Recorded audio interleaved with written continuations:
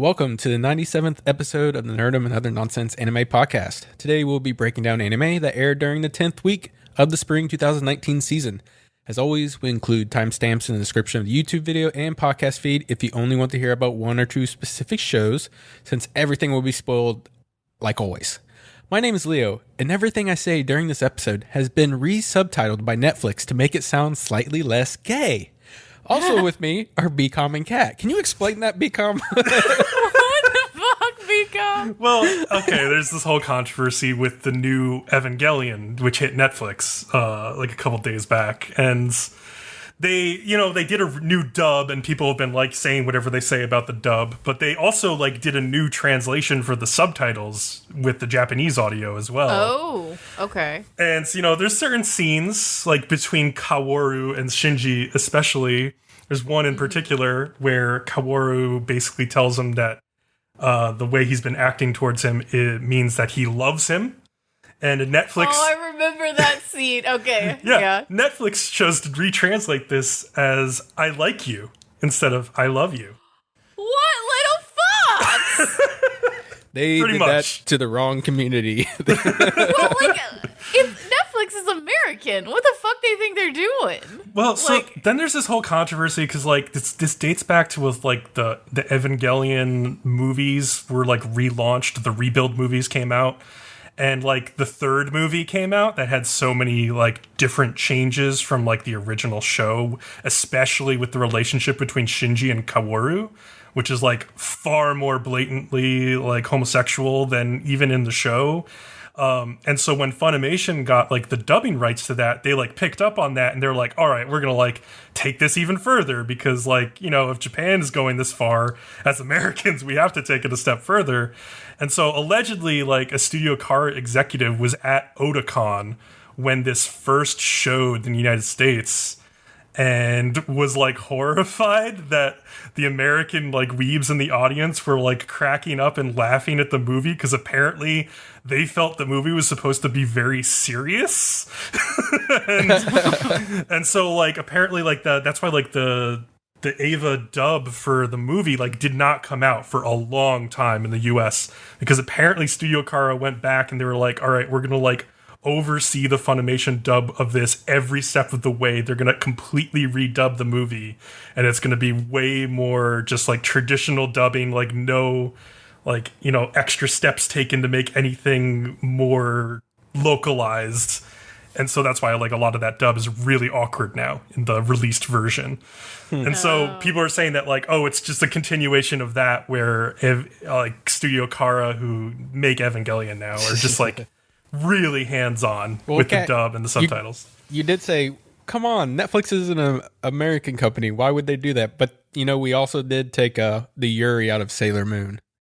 So That's true. We did do that. I always felt like if Japan can handle it, then we can fucking handle it. Right? Yes. And we need to suck it up and admit that there are like fucking gay people sometimes in children's cartoons. Japan is like, no, they're having too much fun with it. These damn Americans can't let them have so much fun. We're gonna get in there and make sure they're very serious. Basically, we just need to teach them how to say the L word, the letter L.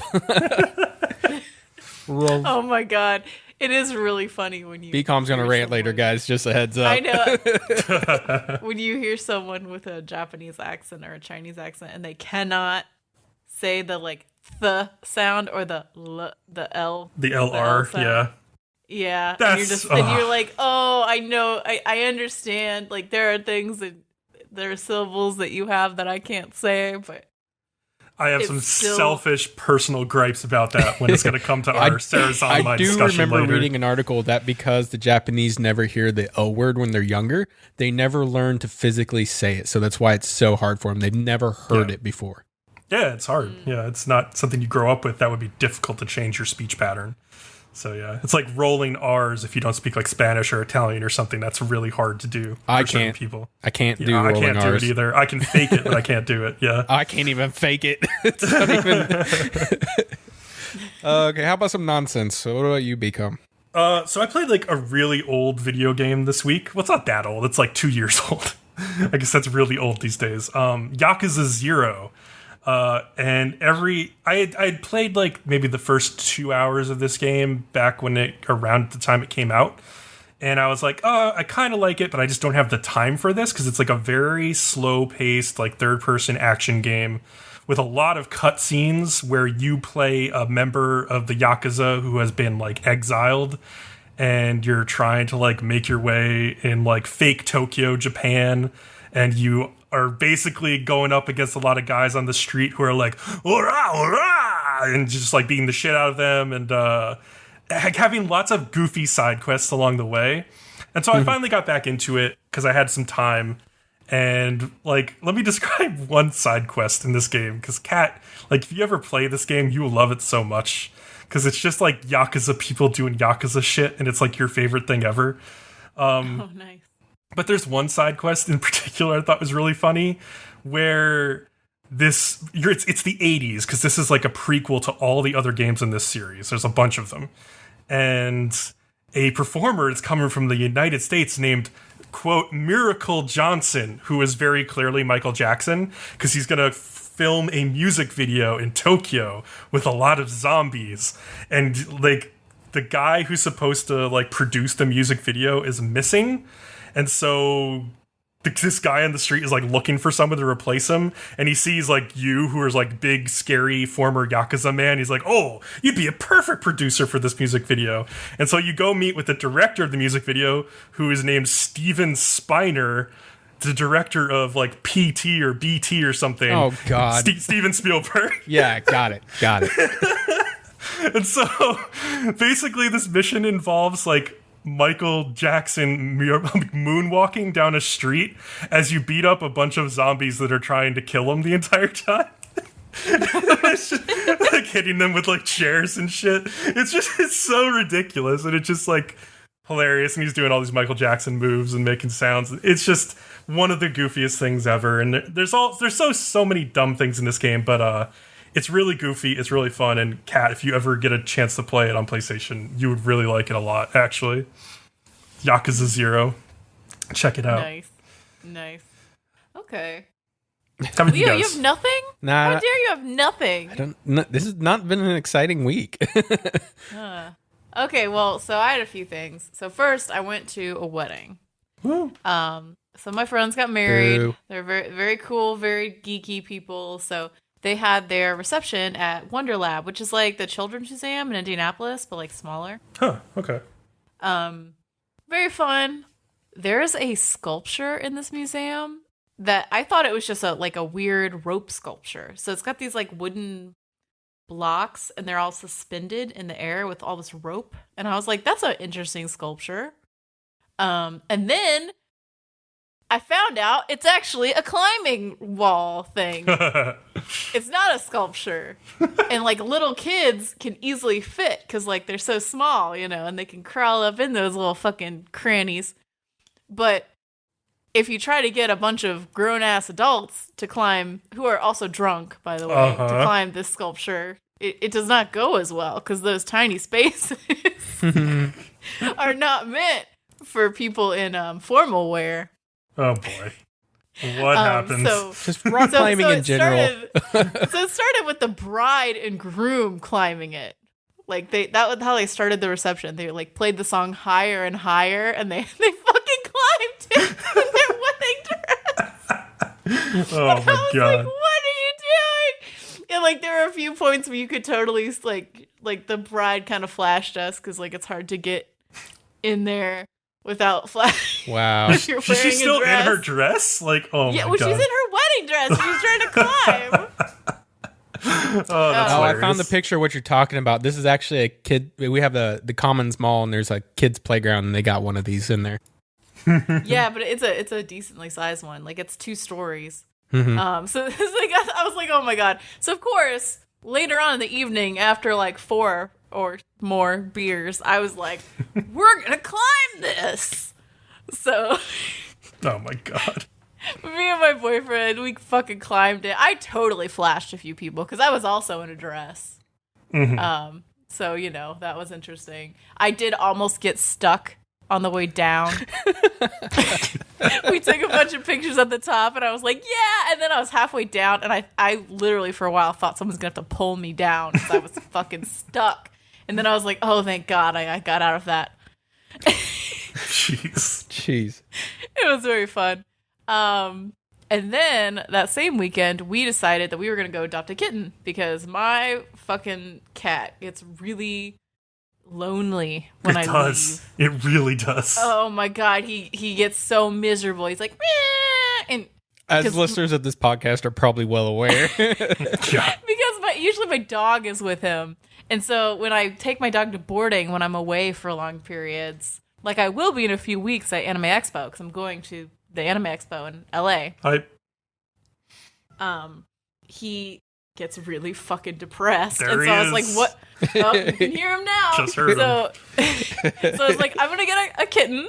And that way he'll have someone else in the fucking apartment. And he won't, like, look at me like he's dead when I come back. And, like, shake for days. You left me for anime, you bitch.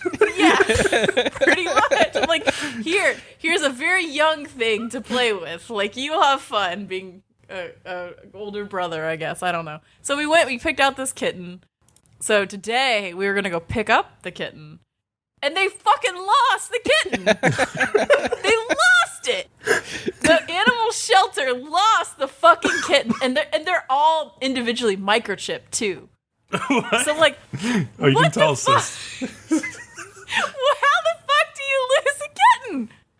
The kitten, oh my God, the kitten watched the Promised Neverland and found out how to get the microchip out of its ear. It had another kitten like bite its ear off, and now it's like escaping over the wall to find out what else is out there. And we're gonna have to wait till season 2 to see what happens to this kitten. I really hope they find. I don't know, because like we spent hours picking out which fucking kitten. But I'm not going back. So, goddamn it, I hope they find it. If they do, maybe we should rename. Right now, her name is Nala. Maybe we should rename her like something Houdini-ish. I guess make suggestions in the Discord if you have an idea of like a name, kind of like an escape artist, but for like a girl. Mm-hmm. Maybe we should rename her. I don't know. Houdina. But yeah. Houdina? That just sounds like Hoodia, like a drug or something. True. What about Kyo? Kyo. Don't name it that. I don't like this show. If you want a really tsundere cat, then sure. All right, let's talk about Fruits Basket. First season. Episode 10. It's Valentine's, after all. Great. So it's actually not Valentine's. It's February 13th in Fruits Basket World. And Valentine's Day is on a Saturday, though, so they're celebrating it at school since it's like a Friday before. And apparently every girl in the school wants to give Yuki chocolates. Mm-hmm. But Saki observes that his locker only has one set of chocolates inside. And she believes this must be due to the cuckoo effect, which she describes as like when a cuckoo's chick is born and takes over like a shrike nest and like dumps out like the actual shrike eggs and just like lets the shrike raise it instead. So like you see in like the trash can across the hallway, like every other box of chocolates has been thrown out by some jealous girl. And so like the last one is the only one that remains. Yeah, it's like Saki's on screen. I actually liked that because it's more realistic. That's what would probably actually happen. I guess so. I mean, that's so... I guess, yeah, because, like, I don't know. Well, because you always see in the anime, like, oh, there's a billion chocolates. But you know that if some bitch wants to give you a chocolate and they see someone else gave you a chocolate, they're not going to want to have that there. Nope. And there's some anime where like the girl just gets discouraged when she sees a whole bunch of chocolate and just doesn't give it until like later or something and tries to make it more special. That's also not fucking accurate because what girl is like, oh, I'm so discouraged? Women can be fucking competitive, okay? Like that's just gonna make them want them more. Well, like, you everyone saw else all wants 50 of those girls threw away all the 49 other girls' chocolates. So yeah. Yeah. Yeah, and you see them like later in class, and they're all like just like acting like maniacs. Like they're drawn in like black silhouettes, and they're all making like evil faces. They're like, I'm gonna give him my chocolates. Well, although if it was me and I saw that, I'd just be like, okay, obviously a bunch of other people have done this before and had their chocolate thrown out right after this. So, like, I'm just gonna wait by his fucking locker and give it to him. Yeah. That would be more accurate. Now I'm thinking way too much into this. Now I'm like strategizing. Yeah, you're strategizing. You're becoming one of these girls. Like. Cat turns into a real life anime girl. So Kyo's been acting really grumpy all day, and one girl tries to give him some chocolates in class, and like, I guess only then does he realize it's Valentine's Day, and he kind of freaks out, but that doesn't really make sense. Yeah. He's like, oh, is it actually Valentine's Day? But like the reason he's grumpy is because he's worried about Kagura showing up, which totally happens. The boar girl, Kagura Soma. And like Kyo tries to run for it, but they just end up back at home, and Kagura invites Kyo out on a date for Valentine's, and he's totally against it. But eventually Kagura comes up with the idea of making it a double date with Yuki and Toru. And when Kyo sees that Toru's all excited about her first date ever, he can't decline, so he has to do it now. Sure, whatever, man. Yeah. As she's leaving, Kagura tells Kyo it makes her happy that he and Yuki are getting along better. And Kyo kind of screams at Shigure about how he hates Yuki and that he doesn't want to change. And Shigure just kind of gets under his skin, saying his eyes look afraid of getting to know Yuki better. And he's acting like he's following some duty to hate Yuki. And after this, Kyo has this like very brief, mysterious flashback of when he was like a little kid, and it looks like he sees a girl being like attacked in front of him. And that was interesting. I couldn't tell if it was like supposed to be Kagura or maybe Toru, but those would be my two guesses, I guess, one of them. So I'm not sure what that's about, but it definitely plays into why he's acting this way. Toru finds finds Kyo like hugging himself in the middle of the forest after he like ran off, and like gently tells him, hey, it's okay if you don't get along with Yuki, and it's even okay if you hate him. I would rather you didn't, but just be you. And Kyo sort of like vaguely responds that he just doesn't want to see or think about anything yet regarding Yuki. It's very vague. And Toru thinks to herself that Kyo and Yuki's hearts are both more gentle than they make them out to be. So gentle, they might be bruised just by touching them. Like a bruised tomato? Like a bruised plum, yeah. Or tomato. She hopes she can wipe away the anxiety and pain that they like carry inside them because they did that for her, and she feels guilty that they're going through all this when she's like so happy to just be around them. Yeah, there's a brief scene back at the house where Shigure remembers dreaming about the one he loved as a young boy and says it was all over for him then, and I'm wondering who the fuck that was. Yeah. He keeps getting like calls from some girl who we will meet at the end of the episode. I don't know if this is related to her or if it's related to Akito. It's all very vague. I'm not sure. So Shigure tells Yuki not to be like a cheapskate at the date and try to split the bill. I was like sort of confused because I was like, does he mean don't make the girls pay? I'm guessing is what he means. Yeah, that's how I took it. He doesn't mean like don't split the bill with Kyo, like make her pay her own side. Right. Yeah. But like, so he and Kyo will pay for the girls is what I guess they're trying to get across in this scene. Which, I think it's like the whole traditional, you should pay for your date's meal. Gotcha. Yeah, so just Kat, traditional while I got you here, what do you do when you're on a date with a girl, but she insists on paying her side? What does the guy do in this situation? Oh, okay. I thought you were asking me what I do when I'm on a date with No. And I was like, well, I mean, there's less pressure in that situation. I mean, if she insists on paying for it, for her side of it, that's fine. I mean, like, how many times does the guy go, no, I got it, it's okay, and then she insists? Do you let her insist a second time? And then you're like, okay? Or do you... Usually when I insist on paying for my own way, I'm either saying, like, this is not an official date, I'm not that into you, or I'm basically trying to be like, I'm not I'm not here for your money. I can pay my way sometimes too. Because sometimes I get annoyed when guys pay for everything. And I want to be like, listen, I'm also an adult person. I can pay for things sometimes too. Okay, I was just curious. It doesn't have to. Yeah, I would say like, oh no, I really can. And then if she says it again, just be like, okay, that's fine. Like, don't make a huge deal of it. Yeah. I would say if she insists like twice, then drop it and just like let it go. Right. Like don't try to like steamroll beyond that point. I say she says it the first time. You're like, no, I really can get it. But then she's like, no, I really can. Then that's when you drop it and you go, Yeah. All right, fine, cool. It's fine. Yeah. Seems like the way to go about it. So before they leave, Toru asks Shigure to like deliver her chocolates to the Somas at the main estate because she made chocolates for all of them. And he like sort of gives her like a head pat, like telling her to have like a blast on her date. And when she smiles at him, his like eyes kind of like open a little bit. Like he gets like kind of taken aback by her smile. It kind of gets through his whole, facade or whatever he's putting on all the time.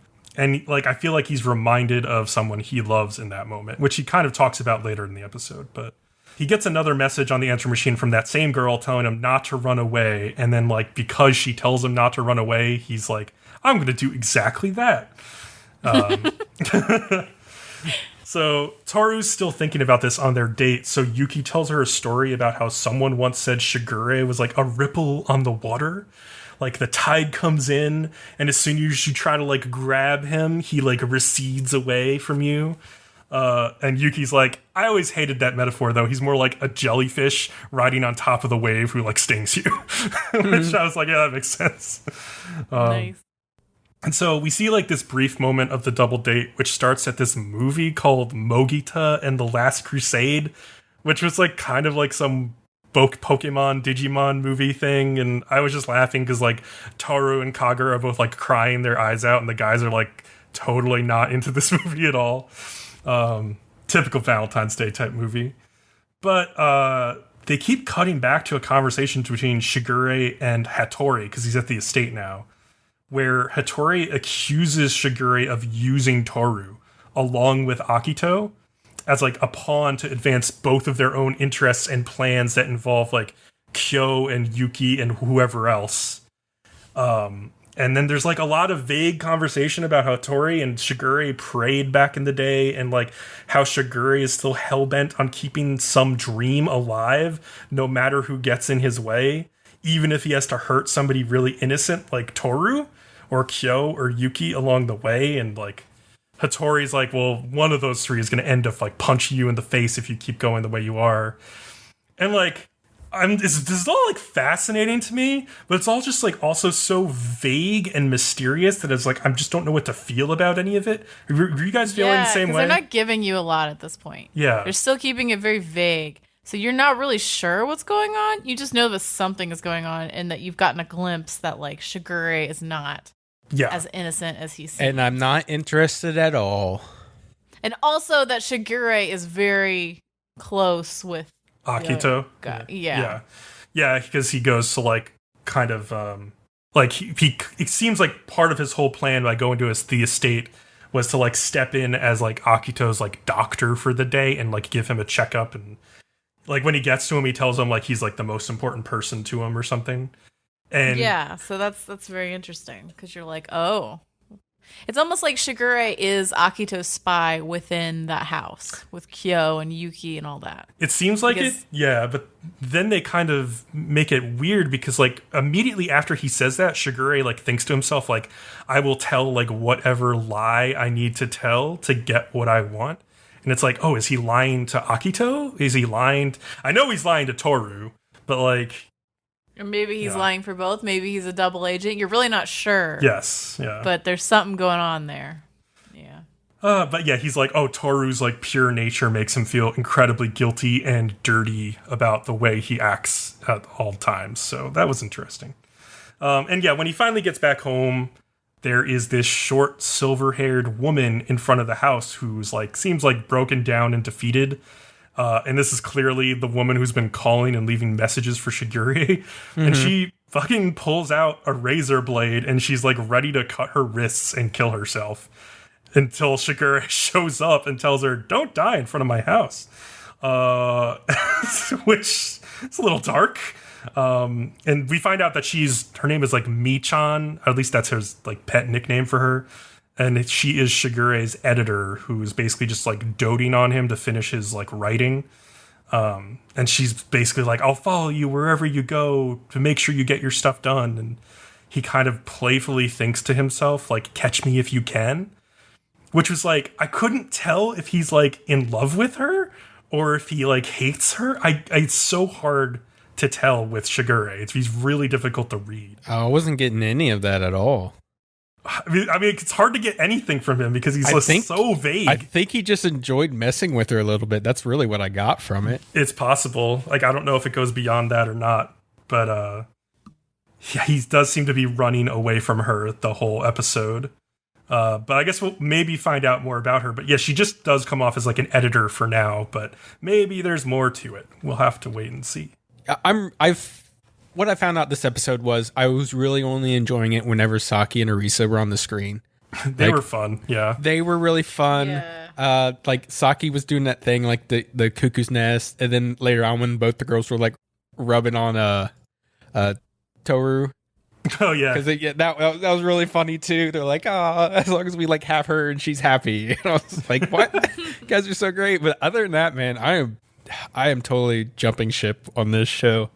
I just do not care for it. I'm not jumping ship yet, but like I was kind of annoyed by how vague everything was this episode. I was just like, just give me something to latch onto. That's it. Give me something. You're not giving me shit. I do think that this story is very long-winded. They're not getting to the point as quickly. Well, they never really got to the point in the original either, but like yeah. They have more time now, so they can stretch it out similar to how the manga did. And in the manga, people liked the cutesiness enough that they were willing to stick around, even though everything was very vague. Yeah, and I heard that in like the original show, they really didn't get to the Shigure plotline. It's mostly manga. Well, so I know of a show that can be vague and stretch things really far out. And that's called JoJo's Bizarre Adventure. Okay, I have to say, when I was watching this episode and the thing starts happening with different characters acting like different people, I was like, how the fuck is Leo going to do this synopsis?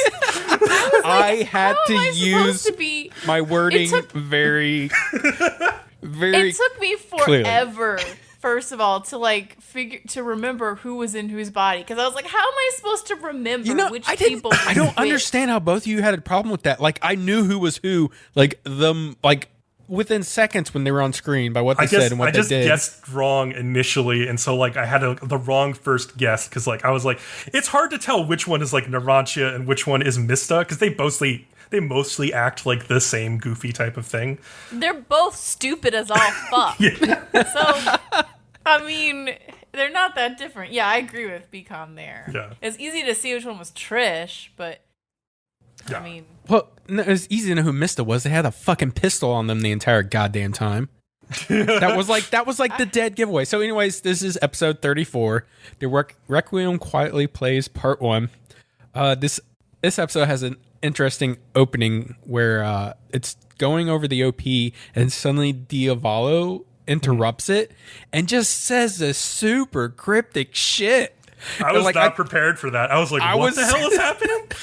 I thought about writing it down, but then when I watched it a second time, I was like, I don't get any of this. If somebody gets it, just write us on Discord. I mean, he's basically just saying, like, you're gonna die. Like, he's just creepily breaking into the OP, like, stopping time and, like, breaking in and changing the timeline. It was pretty cool. Yeah, which has me worried. Do I now have to watch all the OPs in case this becomes a fucking thing? I think you probably do, because late in JoJo, they do play around with the OP a lot, typically, in the shows, but I think this will be the OP for a few episodes at least, and then they'll change it again. What'd you think when you saw it, Kat?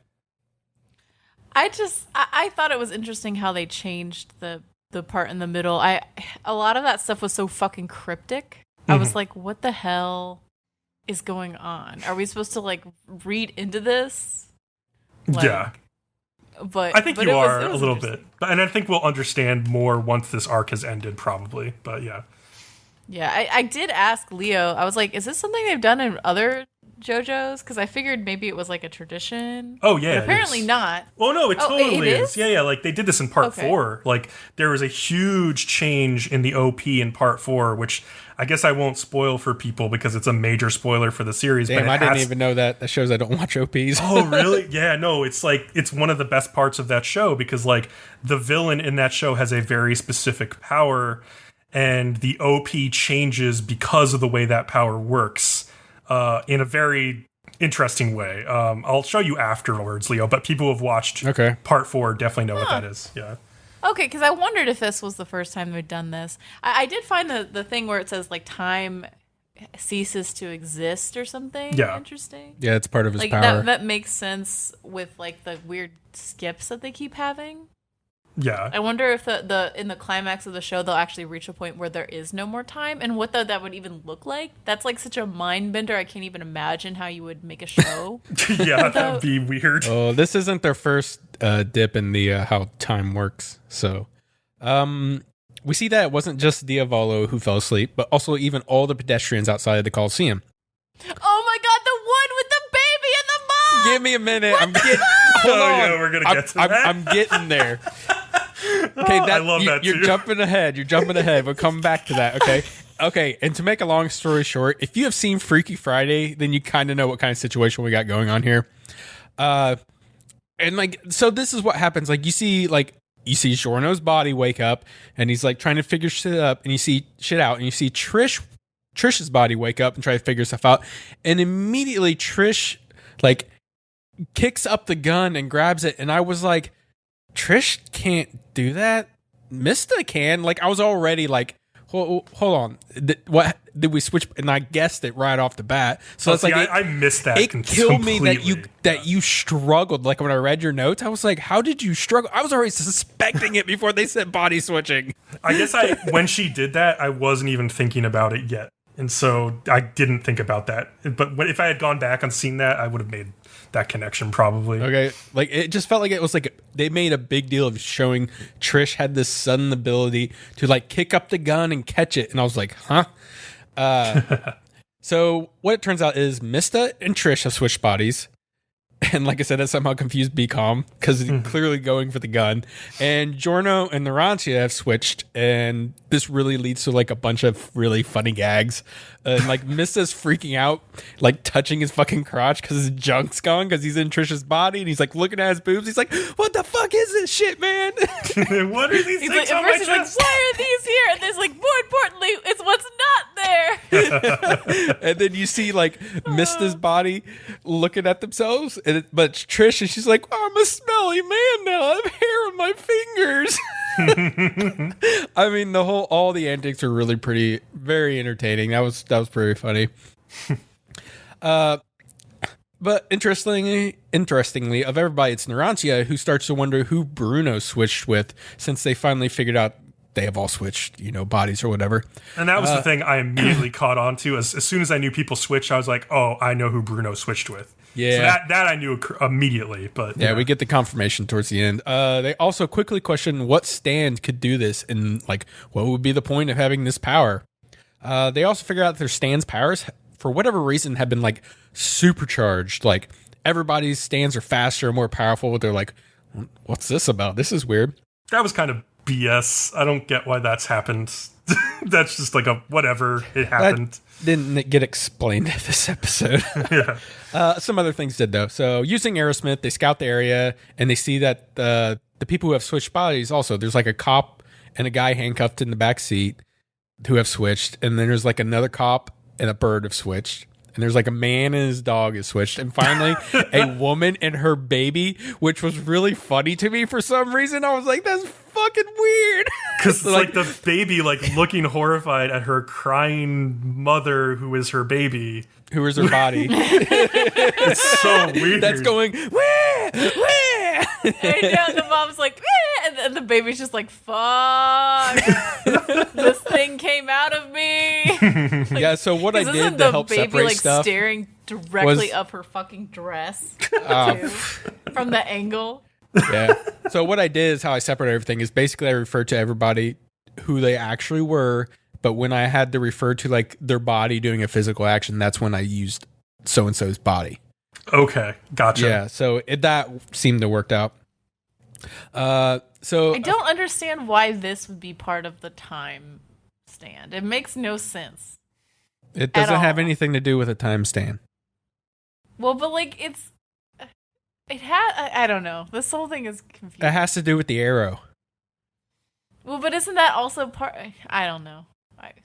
Is this all complicated? No, Silver I Chariot. don't understand. Silver Chariot is the one that has a hold of the arrow, and he doesn't do time or anything.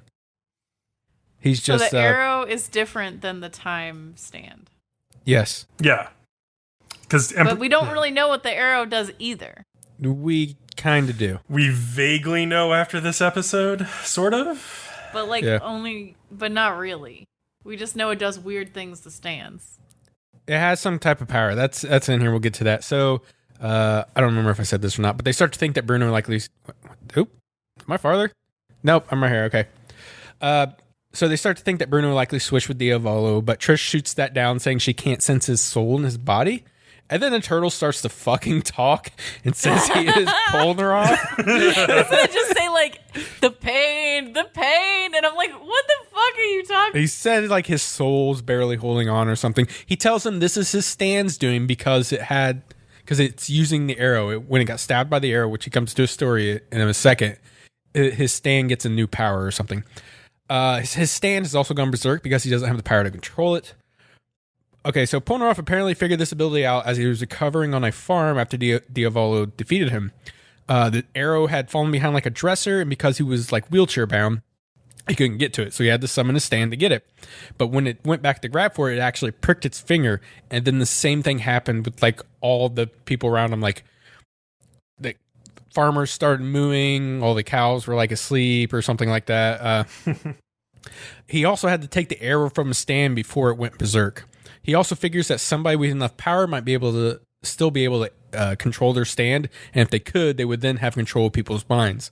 This also confirms that mysterious figure we saw earlier was Silver Chariot, which I think they refer to as like Chariot Requiem now in its new form. Yeah.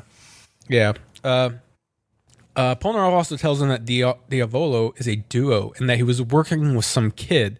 And that's when they notice like Diavolo is running into the Coliseum and that Silver Chariot is waiting to ambush him. Then we see Diavolo use Zipperman, and it confirms for us that Bruno is in Diavolo's body. Which means something is in. So that's the weird thing, because like Diavolo / Doppio's spirit, I guess, is in Bruno's dead body right now. Would have to be. So they've got him. They've pretty much got him. Except that they can't let things stay how they are. They have to swap back because everybody doesn't want, like, Trish doesn't want to live in Mista's body for the rest of her life. So, like, they can't just, like, stop here. But, it's also shown from Polnareff's story that as soon as they get that arrow away from Chariot, they'll all revert back. Yeah, exactly. And like, Polnareff did say, like, this is my last stand. Like, this is how I could take down King Crimson. And he's my right. Last like, stand. Yeah. So I guess he was really lucky that King Crimson transferred over to Bruno's dead body, because if like King Crimson had the same effect as everybody else, and say he had just transferred over to like Giorno's body, Giorno was like the closest person, he would be superpowered again. He'd be superpowered. Yeah, that'd be so dangerous. Yeah. Maybe Polnareff thought that King Crimson would transfer into his own dead body as he was dying, and that would be the way to like that would be a very him. logical thing. But then you notice he walked away from the body, and I'm assuming if you really wanted to look at it, it shows that he is then now closer to Bruno's body instead. So, yeah. So that was interesting. Why can turtles like form human speech when a human soul enters their bodies? I don't think that works that way. I'm pretty sure. I don't know. Why can somebody have a broken rib and a broken leg and walk just fucking fine, Demon Slayer? He didn't walk. He crawled. Are we gonna fucking talk about the panties thing? Oh, with Trish and Mista. Yeah. How was it Mista or Naranti? It was Mista. Mista, right. Yeah. He's like, you're wearing these tight panties so your butt looks good, better. But it's itchy. And he's like scratching her fucking pussy. and she's like, don't you dare fucking touch my crotch again. She's like, if you put your hand into my skirt one more time, I will fucking end you. He's like, you're wearing a push-up bra, too. She's like, shut your mouth. Just so pissed. It was pretty great. Yeah, that's just one of the gags. Like, the whole gag at the beginning was just, like, really, really funny. I was actually really glad the episode ended like the way it did, confirming that Bruno was in Diavolo's body, because I was worried we would go into next week with all of the guys thinking that Diavolo was still like the bad guy and then like attacking Bruno because like as a part of like a misunderstanding. Yeah, and it's still a good cliffhanger. You're like, oh, where do we go here? But you still got answers by the time it ended. So yeah, exactly. I appreciated that a lot. Oh, Move things along. Take a hint, Fruits Basket. I should not be comparing these two shows. They're nothing alike. All right, you want to talk about Demon Slayer? We can talk about Demon Slayer. Episode 10, Together Forever. Yaiba isn't quite down for the count yet, and if you remember last episode, they end with his head getting cut off. It's like eye popping out of its socket and shit. Yeah. And so he's not down, and he catches Tanjiro by surprise and ends up, he gets like a bunch of the arrows stabbed into him and starts like flinging them around. But Tanjiro uses his moves to counteract the demon's powers, but it's really starting to wear on him because he has never used so many techniques consecutively. He finally barely wins out as the demon Yaiba's head finally completely disintegrates. Tanjiro did suffer a broken rib and leg though, and crawls for like, I'll be generous and say 10 minutes. He like then puts his sword in his mouth and stuff to like carry it. Yeah. And then suddenly later on in the episode, he's just fine. And then I watched the next episode and it's I got issues, okay? He's been healed magically. No. He specifically points out I have a broken rib and a leg and continues to duck, dodge, and dive. And I'm like, do you not understand how broken bones work? Do you not understand how if you hit a boulder for a year, nothing can stop you? So Yushiro is facing off against the demon Susumaru, who is like kicking up like a lot of dust with her Tamari balls. She uses a smoke screen, but Yushiro can still tell where she is in it, and she can also tell where he is. So this dumb smoke screen is pointless. She does throw like a ball at him that he doesn't anticipate and gets saved by Nezuko, who is now powerful enough to kick the balls back. Yeah. Remember, last episode, she couldn't. She's like slightly OP now, and it's like in the form of soccer, and it's like just in time for the Women's World Cup. So I feel like just Team Japan needs to get Nezuko on that squad like immediately.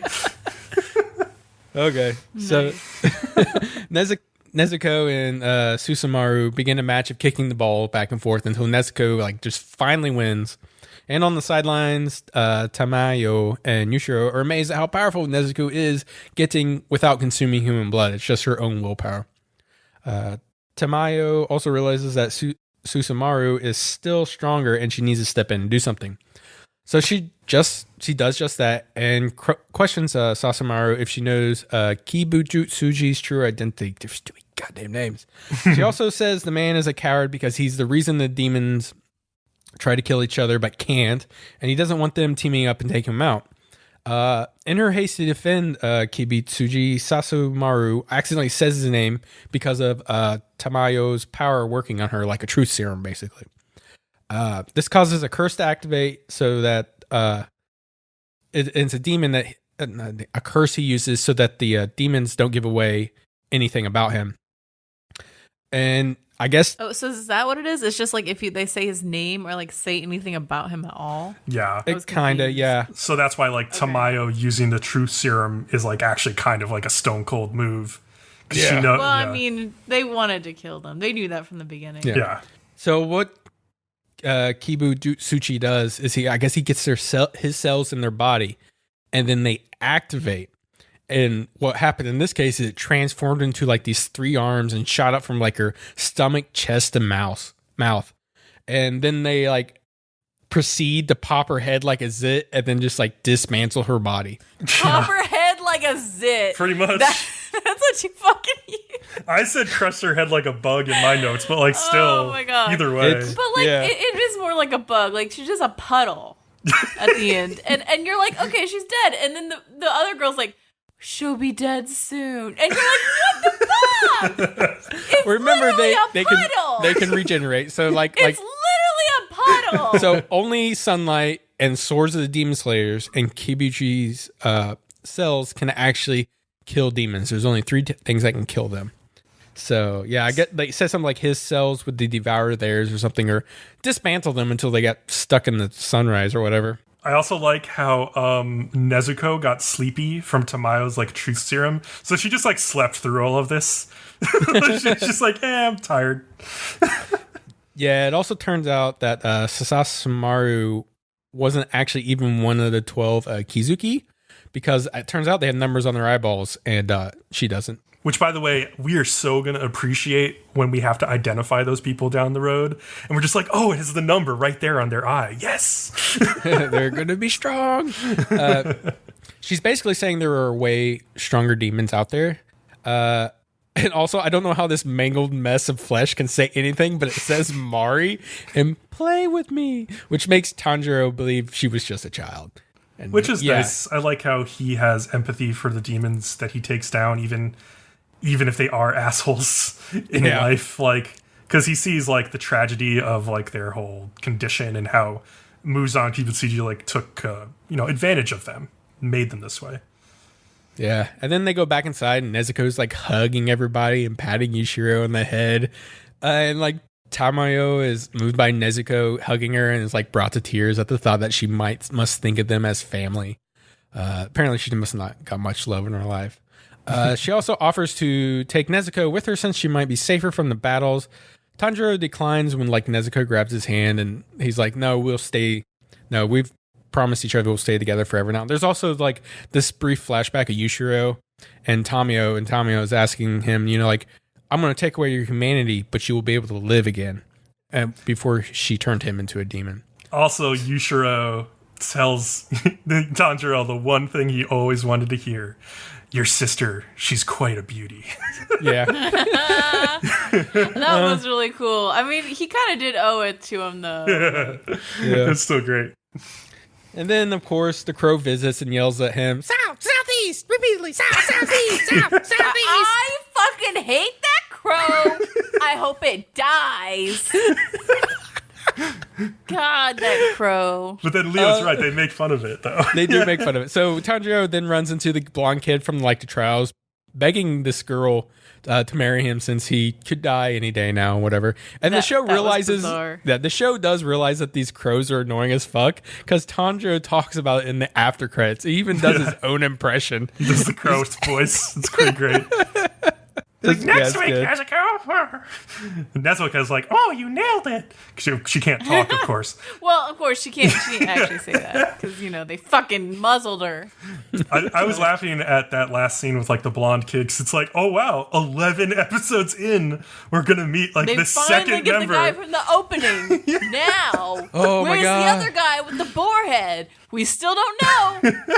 Dude, I watched the next 2 episodes. This blonde kid is driving me fucking insane. He's so annoying. You weren't allowed to say it. I'm just saying he's so fucking annoying. That's it. Okay, cool, he's annoying. Yeah. I'm giving you a heads up.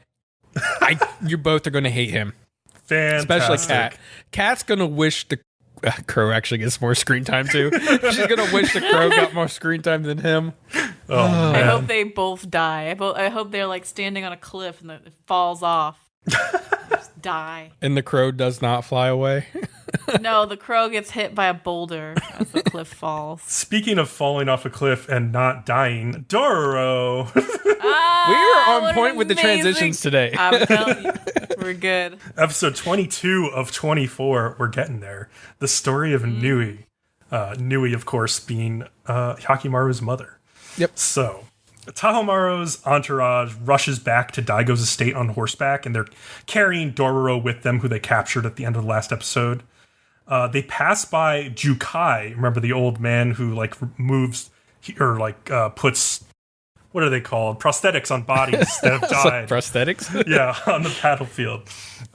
He's there. He's like sort of vaguely thinking that he must do something in Daigo's territory.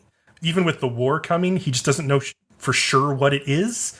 And then he sees like Tahomaru and them like ride by and sees Dororo and is kind of like interested by this. I'm just really glad that he's going to play a role in like the end game here, because he's been one of the most interesting characters besides like the main duo in this whole show.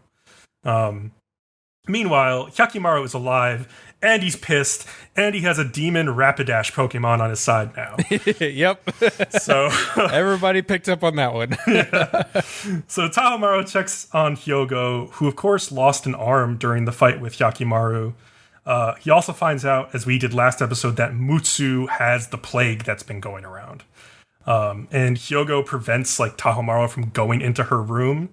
And Mutsu just tells him that she believes in him and his ability to fulfill his ambitions without her. And Tahomaru just vows, like, I'm going to avenge you for this. Yakimaru's mother, Nui, like sneaks down to Dororo, who's in a cell in the castle, and opens it for her and like tells her like, oh, we can escape through this hidden tunnel and you can avoid the assault by this oncoming Asakura army. Nui's just like, I refuse to let another child be sacrificed to protect this family. And she starts to ask about Dororo's journey with Yakimaru, but Dororo's like, isn't it like a little too late for that, given like how you like abandoned him, even though he's like fighting so hard to take back his body? And there's this sweet moment between them where these two soldiers come around a corner and she hides Dororo in her robes. And Dororo, like, even after they're gone, kind of holds on to her a little longer than necessary, just remembering her own mother's, like, she's full on embracing the hug. Yeah, it's really sweet. Because, like, when's the last time she really felt something like that? Right. As they head down a hidden tunnel out of the castle, Nui says she doesn't regret choosing Daigo's land and people over Yakimaru, because that's, like, the obligation of a lord's wife. But but did she really choose it, though? Because, I mean, he kind of grabbed the baby from her. I guess she could have put up more of a fight, especially over the years, I guess. But, like, even Dororo's like, are you really telling the truth? Like, she's with you, too. Like, she's like, I don't think... And, like, Nui doesn't respond, so it's not the whole truth. And when they leave the tunnel, Nui, like, thanks Dororo for being with her son. And Dororo asks her, like, can I at least tell Yakimaru that his mother helped me to escape? And she can't even, like, respond to that. She's, like, worried about what that might mean. And then, but just afterwards, like, we see that Nui changes her mind and just leaves and goes with Dororo. So she's gonna fix things. She's gonna try to fix things. Meanwhile, Mutsu has disappeared from her confinement cell and is off, like, riding a horse. Speaking of horses, Rapidash, out for revenge, attacks some of Daigo's soldiers. Holy shit. Not attack, massacres. Yeah, like, when we see them later, there's just, like, so many horses on the ground. I want to say the way they did the horse noises were really cool. Oh, really? Yeah, I thought that was pretty cool, too. It's kind of, like, otherworldly. Like, they took real noises, and then they just kind of gave it some weird effects to make it, like you're saying, otherworldly, which I thought was just really awesome, because it is an otherworldly horse from a video game. It cuts away from, like, while this is happening, like, Dororo warns Nui, like, Yakimaru may not forgive you. And Nui just replies, like, if that's the case, like, if he chooses to kill me, that is, like, a path that I must take. She's like, I see something now. I need to figure this out. I need to do this. And so suddenly, like, the river these two are, like, rowing down, like, surges with water from the rain, and they just get thrown into the rapids. And later, Dororo ends up getting washed up in the village where Rapidash was originally taken from its little foal that is, like, licking Dororo's face when she wakes up. And Biomaru is there and takes Dororo to Nui, who is helping nurse some refugees that have taken shelter in this, like, abandoned village, except for, like, the women and children. Because they have nowhere else to go. And I like how Dororo kind of identifies with the little foal horse, like feeding it and petting it and, like, telling it, like, you don't need your mother to survive. And, like, Dororo would fucking know about that, so that's good advice. Nui remembers how she felt that Yakimaru was, like, the most precious thing in the world, even immediately after he was born, and she saw, like, what he looked like. And Dororo warns her, like, even though you feel that way, there is this growing demonic flame inside of him, and you may be the only one who can get through to him. I can't even get through to him now. So, yeah, one of the men in the village starts yelling that Daigo's army is coming, and they're all scared shitless because of this demon horse, and also Hyakimaru, who we now see, like, Rapidash is like a tornado of death, basically, and, like, Hyakimaru is riding on top of it, and he's got, like, this red demonic aura around him, and he's just slicing everyone who gets within, like, 3 feet. He's fully embracing his demon form. And meanwhile, Mutsu, like, crawls up the steps of the Hall of Hell back at, like, at Daigo's, like, estate. And she offers herself to the 12th demon, who was, like, not able to devour Hyakimaru as it had wished. And Mutsu only asks that the demon protect the land and its people. And before the demon can, like, make a deal, Tahomaru and Hyogo burst in and try to stop her. And the contract doesn't go through anyway. Like, the only way that Daigo's contract can be fulfilled is with the body of Hyakimaru. And it's like, then lightning crackles. And we'll see what happens in a minute. Because, like, Dororo and Nui are trying to get to Hyakimaru, who has, like I said, mowed down, like, an entire regiment of soldiers already. It wasn't just that it had to be Hyakimaru. It had to be an heir, right? I think, well, that's true. Is that true? I guess, yeah, it has to be, like, his son. Yeah, so it could be Tahomaru. Yeah. When you get to it in a minute, it works. Yeah. Yeah, so also, like, Rapidash is, like, breathing fire out of his mouth. Like, it's just, like, flame-throwing some dude. It's, like, really ridiculous at this point. And at this point, Hyakimaru runs into Tahomaru's party. And it seems the demons have granted them something. They each have an arm back. Yeah, that was fucked up. Strangely, the arms that Hyakimaru is missing. And then Tahomaru, who had gotten his eye cut through earlier in the season, gets his eye back. And then he gets another eye back above that eye. These are both Hyakimaru's eyes. And so now the demons have literally granted these final body parts to Hyogo, Tahomaru, and Mutsu to fight Hyakimaru. Which is, like, pretty insane. And so they, like, cross swords. And Tahomaru's like, I'm going to take your body back to complete this contract. It is pretty freaking dope. I'm excited. Yeah, it was. I mean, it's come. The fight has come, finally. Oh, yeah. It's crazy that they got his arms and eyes. I was just like, whoa, that was something I didn't see coming. Of course they would do that to infuriate Hyakimaru into fighting like that. I mean, what else would make him more pissed off and willing to fight than that? I, like, almost couldn't look at Tahomaru when he got that, like, second eye. It really freaked me out for some reason. Like, more so than, like, a spider person in anime or something. Like, it was just that, it was so weird that, like, I hadn't seen something like that before. I was just like, oh, man, that's freaky. But, I'm surprised that bothered you. Me too. Not, it's like, just like, not like we watched Jinjo Uti or whatever that damn show was. Junji Ito. Yeah, that show wasn't scary at all. What are you talking about? You're freaky and unsettling. But yeah, oh man, I'm very excited for these last 2 episodes, and it just feels like a big adventure coming to a close in what seems like it's going to be a pretty satisfying way, I hope. Yeah, I hope so too. Yeah. Anything else on this episode? No, I think we're good. Take a break before. Oh, go ahead. Yeah. I'll say it. It'll be interesting to see the end of it since we're so close. But yeah, let's take a break before the monster of a fucking episode I had to write up.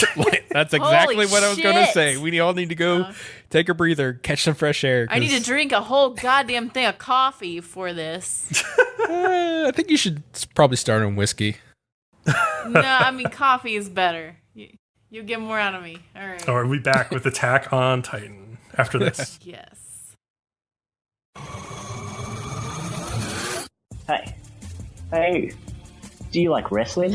Whether it be in a bar, an arena, some weird place in Asia, or in a stadium? Or the occasional penis plex? Well, if any of these things might tickle your fancy, anywhere in between, from penises to wrestling, you can come and check out our podcast. Our podcast name is Smack It Down. We talk all things WWE, New Japan, anything else in between. I'm Jay Silver. I'm Corey Gold. And we look forward to you joining us. Happy Rusev Day. Happy Rusev Day indeed. The following is an extract from Reanimator Pod episode 47, Blood, Blood, Blood. Taka discusses Des Irae.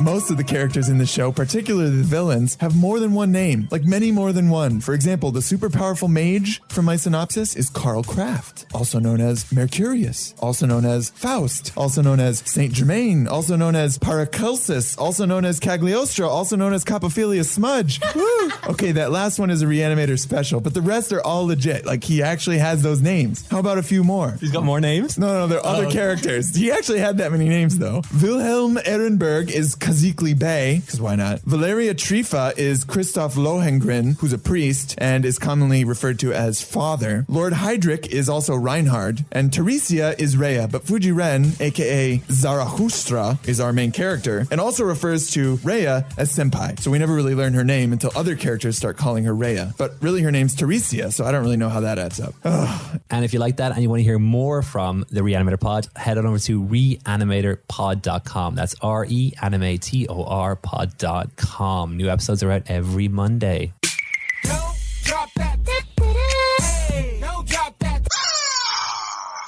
And we're fucking back to this monstrosity. And we have no time to waste. Just jump right into some Attack on Titan. So this episode is called That Day, and as Leo pointed out, it might refer to the fucking day we had to record this shit. Because this episode, holy fuck, the entire time I'd be watching it, I'd be writing, and then I'd be like, okay, I wrote that down, now I can enjoy a couple minutes of a thing. No, fuck, that's also something important, and then I'd have to rewind it. I already told these guys, but I've never been so relieved not to have a synopsis for an episode. When I was watching this, I was like literally starting to feel bad for Kat, because I was like, there's almost nothing she can leave out. There's too much. There was one point where I had rewound the same minute and a half 7 times. Yep. 7 times! And I was like, I'm going to kill someone. I was laughing because, like, I just remember back to watching the first and, like, most of the second season of Attack on Titan and often being like, God, when are they going to, like, start revealing things about the world? And then, like, when I watched this episode and they just reveal, like, everything, like, so much about the backstory and everything was like foreshadowed in seasons 1 and 2 as well by like the characters who were there, things that they said to each other. Yep. And it's just like, are you freaking kidding me? This was all planned out. This was all like expertly foreshadowed. Hell of a long game, so to say. Yeah. Jesus. Oh my God. It's impressive. It's insane. So, take a deep breath. So Grisha is a kid. Are we going to call him Grisha? Grisha. Yeah, I like Grisha. He like in the last episode, he and his sister want to go to where this fucking airship docks after they see it in the city. And they're excited. And they see the airship dock, and they're like, don't leave the city. Don't leave the fucking city. And they leave the city. Anyway. And they see the airship. Specifically, they go past the walls. The walls. They see this airship docked in a barn. There are 2 other men that are looking at the airship too. And they're like officers, and they ask if they're from the Libero internment zone, and if so, to see their exit permit. Grisha's like, we don't have one, and he looks really scared. And he's asked which one he would prefer since he doesn't have one, labor or beating. And at this point, you're like, oh, fuck. Grisha tells them that he forced his sister to come with him and to give her punishment to him as well. So the dude's like, fine, and like beats the shit out of him. And the other police officer, while he beats the shit out of him, is like, I'll take the girl back. And then afterward, the police officer tells him, as he lays there in the grass after getting beaten all the fucking hell, that it was smart not to take off their armbands, since Eldians without armbands are sent to their paradise, even if they are kids. I guess, and I'm assuming that means they're killed at this point. Like, because that seems like a phrase. Like, I mean, we find out later what it actually at is. this point, that's what it seems like it is. But then Yeah. there is like a bigger meaning to that later. Yeah. Yeah, this seems very Holocausty at this point. Yeah, I Like thought the they're in same an way. internment camp or something. Although, I mean, they're well fed. I guess, but they're definitely being keeping prisoner essentially. Yeah. Yeah. He lets Grisha see the airship before taking him back, since that's what he came for. And but that's then the next. that was the first second where I clued into like, this guy, even though he's a complete asshole, he's on this side. He is not a horrible person Thank you, Bcom. all the way through. Exactly. That was the Yeah. first thing that keyed in. That's like, ooh, what, this guy's important somehow. Yeah. So, Yeah. all right. The next day, they find his sister's body in the river, and the guard insists that he took the kid to the gate, so it's not his fault. And it's pretty clear that he killed her. Ooh, wait until you find out how. Yeah. Well, okay. Honestly, I thought it was going to be worse, though, than they finally show it. Because, like, okay, I'm not going to... They basically tell you later that, like, the guard took the girl and, like, killed her by letting the dogs, like, eat her Rip her alive, apart, kind of. yeah. Like, rip her to shreds. Yeah. Which is awful. Which is terrible, but I was expecting them to get, like, even more dark with it and be like, and they all raped her and shit. Like, I thought also it was gonna be expected worse. that, honestly. Yeah. I'll say, So Yeah. I'm I glad honestly it was not that, at kind of least. did too. Yeah. Yeah, so it was interesting they didn't go there. I mean, it's good they didn't go there, but you know. But yeah, so this guard comes, and the guard has killed his sister and is basically like, I didn't kill her, and like berates his parents in front of him, the person who just murdered his sister, and is like, you should be teaching your children the place of your people, and is like the sins that your people are responsible for, blah blah blah. And it's just so shitty. Like, everyone in the room knows that he's killed their daughter, and like they have to sit there and listen to him just be a shitbag, basically. But yeah, Grisha's mom is like crying and in shock, basically. His dad just sucks up to the officer the entire time, and Grisha begins to hate both the officer and his own father at this point. So then, apparently, Grisha, like, okay, his father is told that he has to tell Grisha all the information. I guess they would usually wait until they're older to tell him all this, I'm assuming. Probably. It wasn't too specific about that. Yeah. Yeah, I don't know what the deal with that is. But, so we learn this history lesson in the guise of the dad telling the son. Basically, the devil of all earth, which, what the fuck is that? What? The devil of all earth. What?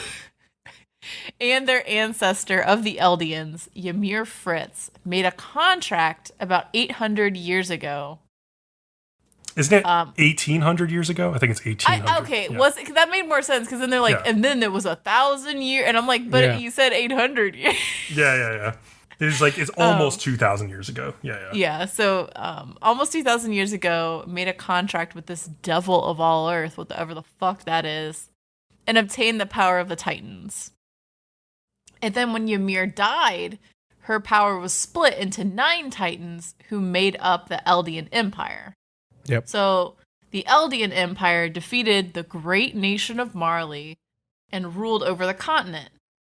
And then they ruled over the continent for like 1,700 years.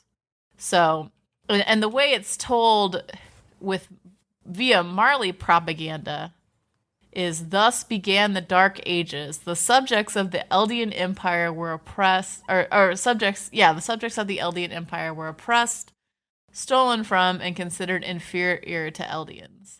And then it also says that Eldians forced other races to bear their children. So it's kind of like a weird Hitler-esque situation.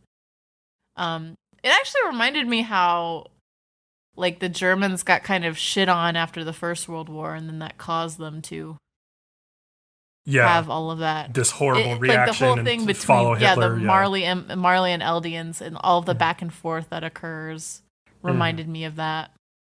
What I found interesting was back to that first Titan being named Ymir. Yeah. What does that have to do with the actual Ymir we know? I mean, it's interesting that they would choose the same name. Probably they chose it because she's a girl and she's I mean, yeah, it makes sense that they would choose it. Does It's probably it like make a family name. Okay. Isn't she just the same person? Like, I think that I don't know. Maybe I'm wrong. I thought that was just like that's just Ymir. What was the fate of the Ymir we know?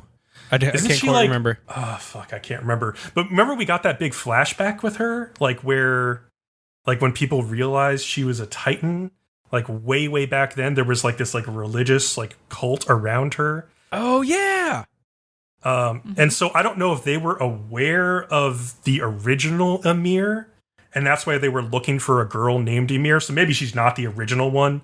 But No, I think that her name is Ymir because she's been named after her, like, whole. Yeah. I don't know. Okay, that could be it too. Okay. God, it's been a while since I've watched like the first Yeah, part of I season don't 3 and exactly stuff. remember how that panned out either. Yeah. Or it could just be a really fucking common name. Who knows? But Yeah, There's but for definitely an some anime, stuff to it. when does an anime reuse the same name for anything? I honestly can't recall it one.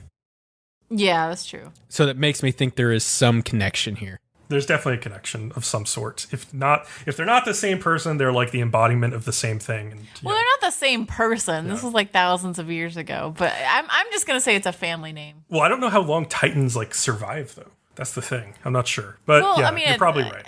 Yeah. Yeah. So, but yeah, so the Eldians, it also says forced all other races to bear their children, which was kind of like, I guess because only the Eldians can change into Titans. That's what they made it sound like. Mm-hmm.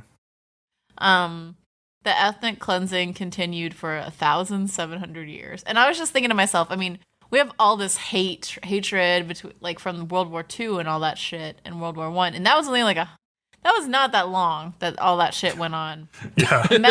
Imagine like this fucking like centuries, like thousands of years of that shit.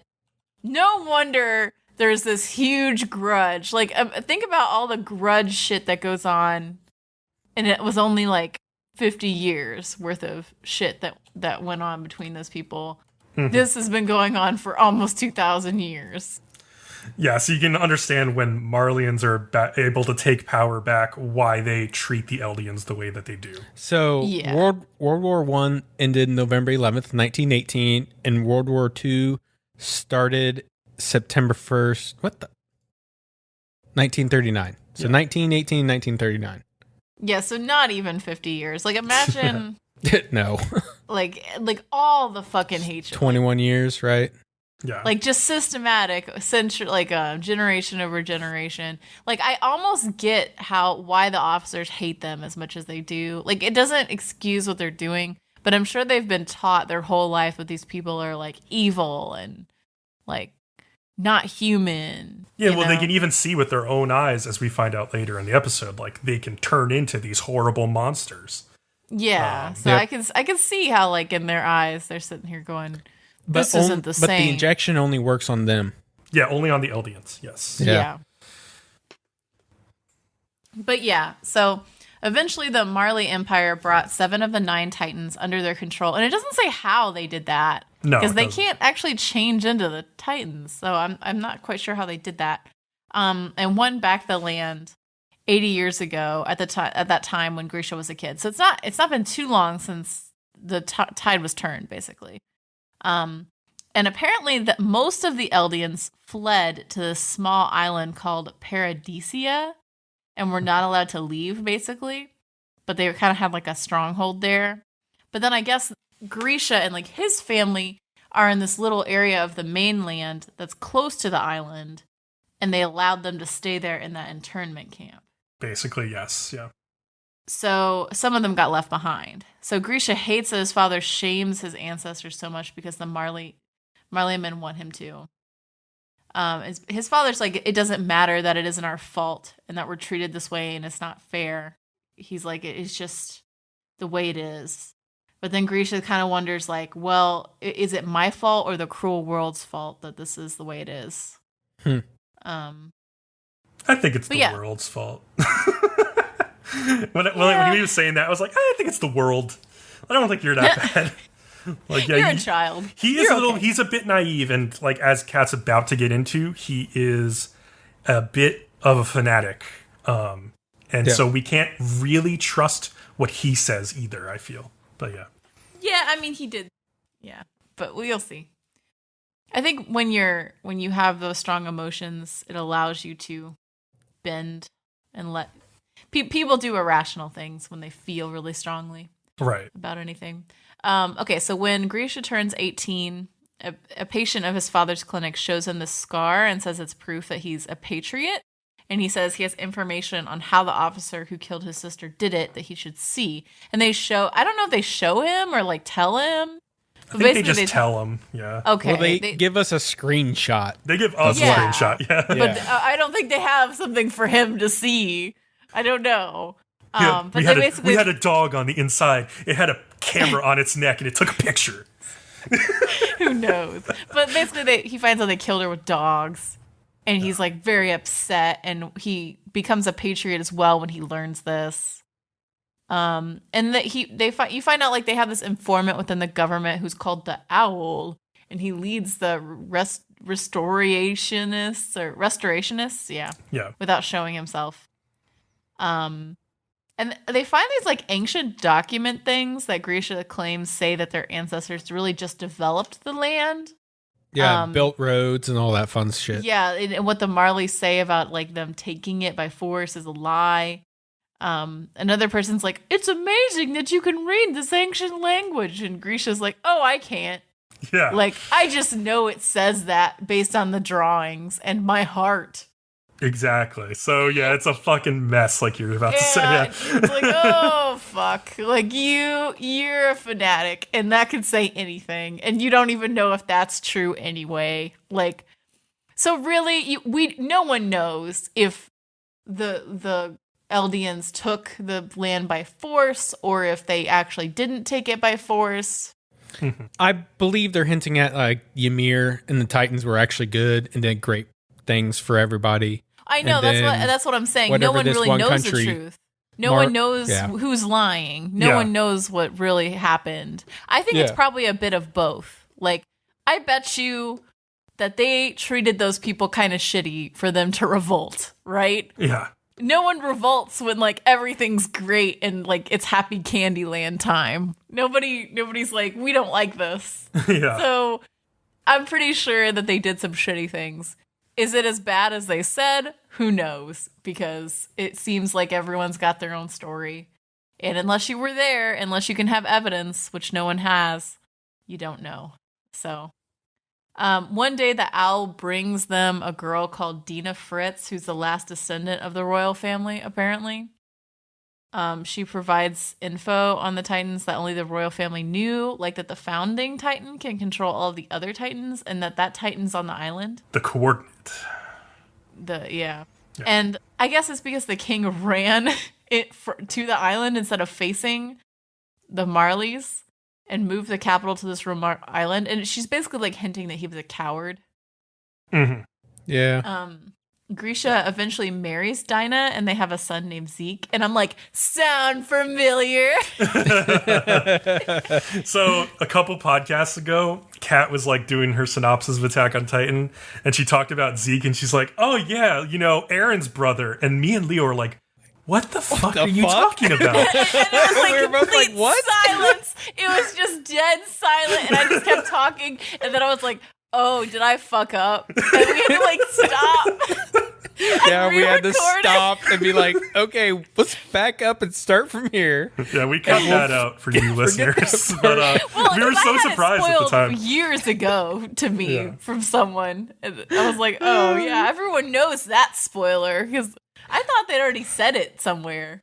It's so funny because I think if you could seen a video feed, it would just been me and Bcom suddenly very still, and we both start typing right at the same time on our computer, trying to figure out what the fuck she was talking typing about. in Google, like, what? Going to, like, the Attack on Titan wiki and be like, did we know that? When did this happen? I forgot this ever happened. It was a funny thing that I guess everybody missed out on, but it was good. So, Zeke is brother to Aaron from a different mother. Brother from a different mother. And the more fucked up thing you find out later. Oh, God. Yeah. Oh, I'm excited when we get there. It's so fucked up. Yeah, I'm so excited. It's a little fucked up. Okay. So, And then you find out the Marley Empire eventually starts drafting Eldians, like as Zeke grows up, to control the Titans, as they start to struggle for resources due to advancing tech. I'm not sure if it's like with another. Yeah, there's other countries empire? or Okay. something like that. Yeah. So Marley currently rules the world with the power of the Titans, but there's like a big amount of fossil fuel under the island of Paradisia, and they can't ignore it any longer because they need it to stay in power. But apparently the king of Paradisia warned that like if Marley ever tried to attack the island, millions on millions of Titans inside would like come out and destroy everything. Which I'm like, okay, what? But okay, whatever. Since the Patriots also want to get into the walls to get the founding Titan, Grisha has his son Zeke become a Marley warrior to get into the walls. But it has this point where like he and Dinah like telling Zeke all about how everything Just he's learning like is his parents lies did. Yeah. and like trying to indoctrinate Zeke. And he remembers how when his dad did that to him, he hated his dad and like distrusted everything he said because it sounded so fanatical. But he did the same thing to Zeke. Yep. And he never really saw Zeke as like anyone but the heir. Yeah. And this backfired, and Zeke started to doubt the Patriot movement and doubt his parents. And he actually turned in his own parents to the Marley government, which is so fucked up. It's really fucked. It's so fucked up. And Imagine, yeah. And they did that. The interesting thing is that was a thing in Hitler Youth, too. Mm-hmm. Turning in your Hitler's- family for being Yeah, traitors. like they were brainwashed to turn in their family. It's So horrible. that's creepy that they have all these, parallels. Grisha is sent to the island of Paradisia, and I guess it's like they say it's a penal colony. Mm-hmm. I'm kind of confused as to how it's different than the regular like island. Like, is everything inside a Titan? There's no people at all? Because I thought that was like a stronghold. They'd like retreated there to be safe. Yeah, so like the Eldians live inside the three walls, but then like when we see it later, it's like on the ocean or whatever, there's like a wall right on the edge of the island, and it's like, they create Titans at the edge there to like send against the Eldians. So they're basically confined on this island, partially by like the King Titan's original wish that the Eldians like remain safe away from the Marley, but also just because they continue to be like trapped there. Yeah. They made two sets of walls. Inside the very innermost is all of the Eldians that are safe. Then there's another area where they've put all these Titans to protect against the Marleys coming for them. Yeah. No. Or maybe there's not like a island, but maybe it's another wall, but like maybe it's just that they're outside those walls, they roam, but they can't go across the river. No, so all of the Titans that roam outside the walls are attacking the Eldians, and they've been created by the Marley using like the syringes. But didn't the king originally create them though? Because he's threatening that if they come, all of the Titans are going to attack the Marley. So all of those Titans are the ones who created the walls, and they are inside of the walls. They're just waiting, if they're attacked, to like run over the entire world. That's like it's like their nuclear weapon. It's like, this is our mutually assured destruction, basically. Okay. So assuming that like fucking Aaron has the power to control Titans, at some point the king lost that power is what I'm assuming, and somehow Grisha got it. Grisha got it, and then he ended up passing on to Aaron. And Aaron also has the power to create walls, which the king or somebody else, some other Titan, must also have used to put the Titans inside that's the an walls. ability I think most Titans can do if they learn it, because really? Annie could do it too, right? I don't know. Could she? I'm not sure. I don't remember. Fucking so long ago. Somebody else could. I'm sure somebody else could. Yeah. So I don't blame you. I don't Okay, are there actual people inside the walls? There are who are titans Yeah, there are inside actual the titans walls. inside the walls. Yeah, Yeah. that was a no, big but reveal. like in people, the beginning. but like people like living like their normal lives. No, inside not the people. walls. Just titans. So I'm There's saying no like people at all. So wait, I when- thought that there were some people. Why would there be people in the walls? Wait, Because they okay, hold on, wait. retreated back there. When Kat is saying in the walls, is she saying physically inside of a wall? No, I'm saying Okay. like protected by the walls. Like, living in the villages that are inside of the walls. Yes. Yeah, no, Yeah. those 'Cause they are retreated all there. mostly Eldians. They are not Marley. The Marley I live on the know, mainland. but I'm saying there are other people there other than the people like literally inside the walls, right? There are people living. Yeah, like all the in people we've seen, village. like the scouts and like the the military I'm police. pretty sure they're all Eldians. They're all Eldians, yeah, who've been exiled there. And many of them don't have any memory of this because their memories were all wiped by the king at some point. Oh, so that's basically where we've been the whole time. Exactly. Yes. Attack on Titan was set in this Yeah. whole place that is off of the mainland on this penal colony island. And it's not that the Titans have been like coming for them. It's really these Marleyan human beings who've been attacking them with Titans who are their own people who have been in internment camps on the mainland and then get turned into Titans and sent back against them. So they've been fighting their own kind this whole time. It's fucking crazy. Yeah, that shit the long crazy. game is insane what they played. Oh, okay. So now that we've all come to this conclusion together in confusion, we can come back to. So Grisha is sent to this edge of this Paradisia island to get set free as a Titan, basically, like they do to all of them. And you see that they've cut off Grisha's fingers because they've tortured him. Yeah, trying to find out who the owl is, the informant. Yeah. So, and then his friend, whose name is Grease, he's like, I regret trusting you. It was your only your child, and how could you have let him betray us? And I mean, Grisha just doesn't know what to fucking say. He's like, I'm sorry, dude. Like, I didn't want this to happen either. Like, yeah. I mean, what do you really say? It's like, yo, I didn't know my son would do this, bro. I'm sorry. yeah. Yeah. They kick Grease off the ledge, and he starts to run toward the walls, hoping a Titan doesn't kill him.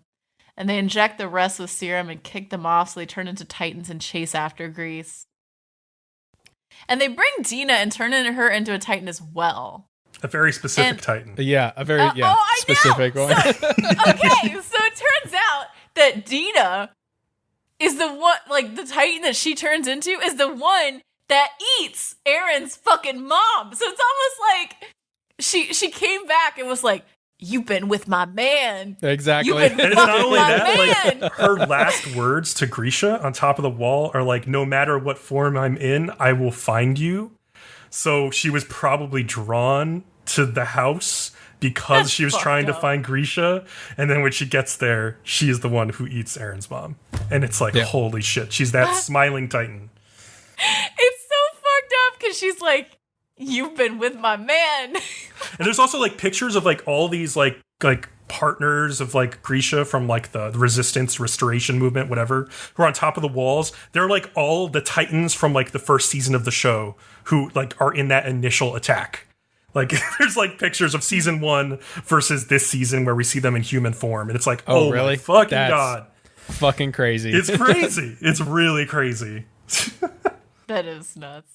But yeah, so I'm confused because later, okay, I'm just gonna go and continue the flashback and then talk about how you know it's a flashback later. Okay. The one that you find out that like there's these two officers, and they're the ones who met them that day so long ago, right?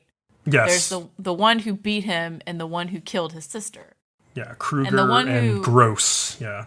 Yeah, and the one who killed his sister says like, oh, he asked him like, why do you keep torturing us? Why do you keep torturing Eldians? Why did you torture my sister? And he says, because it's interesting. People get tired of peace. And he also says he's deepened by his understanding of the cruelty of the world. I read that the author of the manga specifically asked for when the scene was portrayed in the anime for Gross to be like staring into the camera or like staring at the audience when he says, because people find it interesting when people get eaten by titans, as if he's like breaking the fourth wall and talking to us and being like, you like it when people get eaten by titans, wrong. Don't you? He's not wrong. He's not wrong. Yeah. It's pretty great. And it's interesting because he has this weird compartmentalization where he's like, if that were to happen to my child, I would be devastated. And then he's like, you poor things, if only you weren't Eldians. And then he's like, I don't feel bad because you're the murderers here, not me. So there's clearly like part of him's like, yeah, what I'm doing is fucked up, and if that happened to me, I would be horrified, and like, but you know, it's not me, and I'm watching it and I'm fascinated, and the world is a cruel place, and this is just the way the world is, basically. Yep. But yeah, just as he's about to push Grisha off the wall, Kruger pushes him off the officer off the ledge instead. And the officer gets eaten.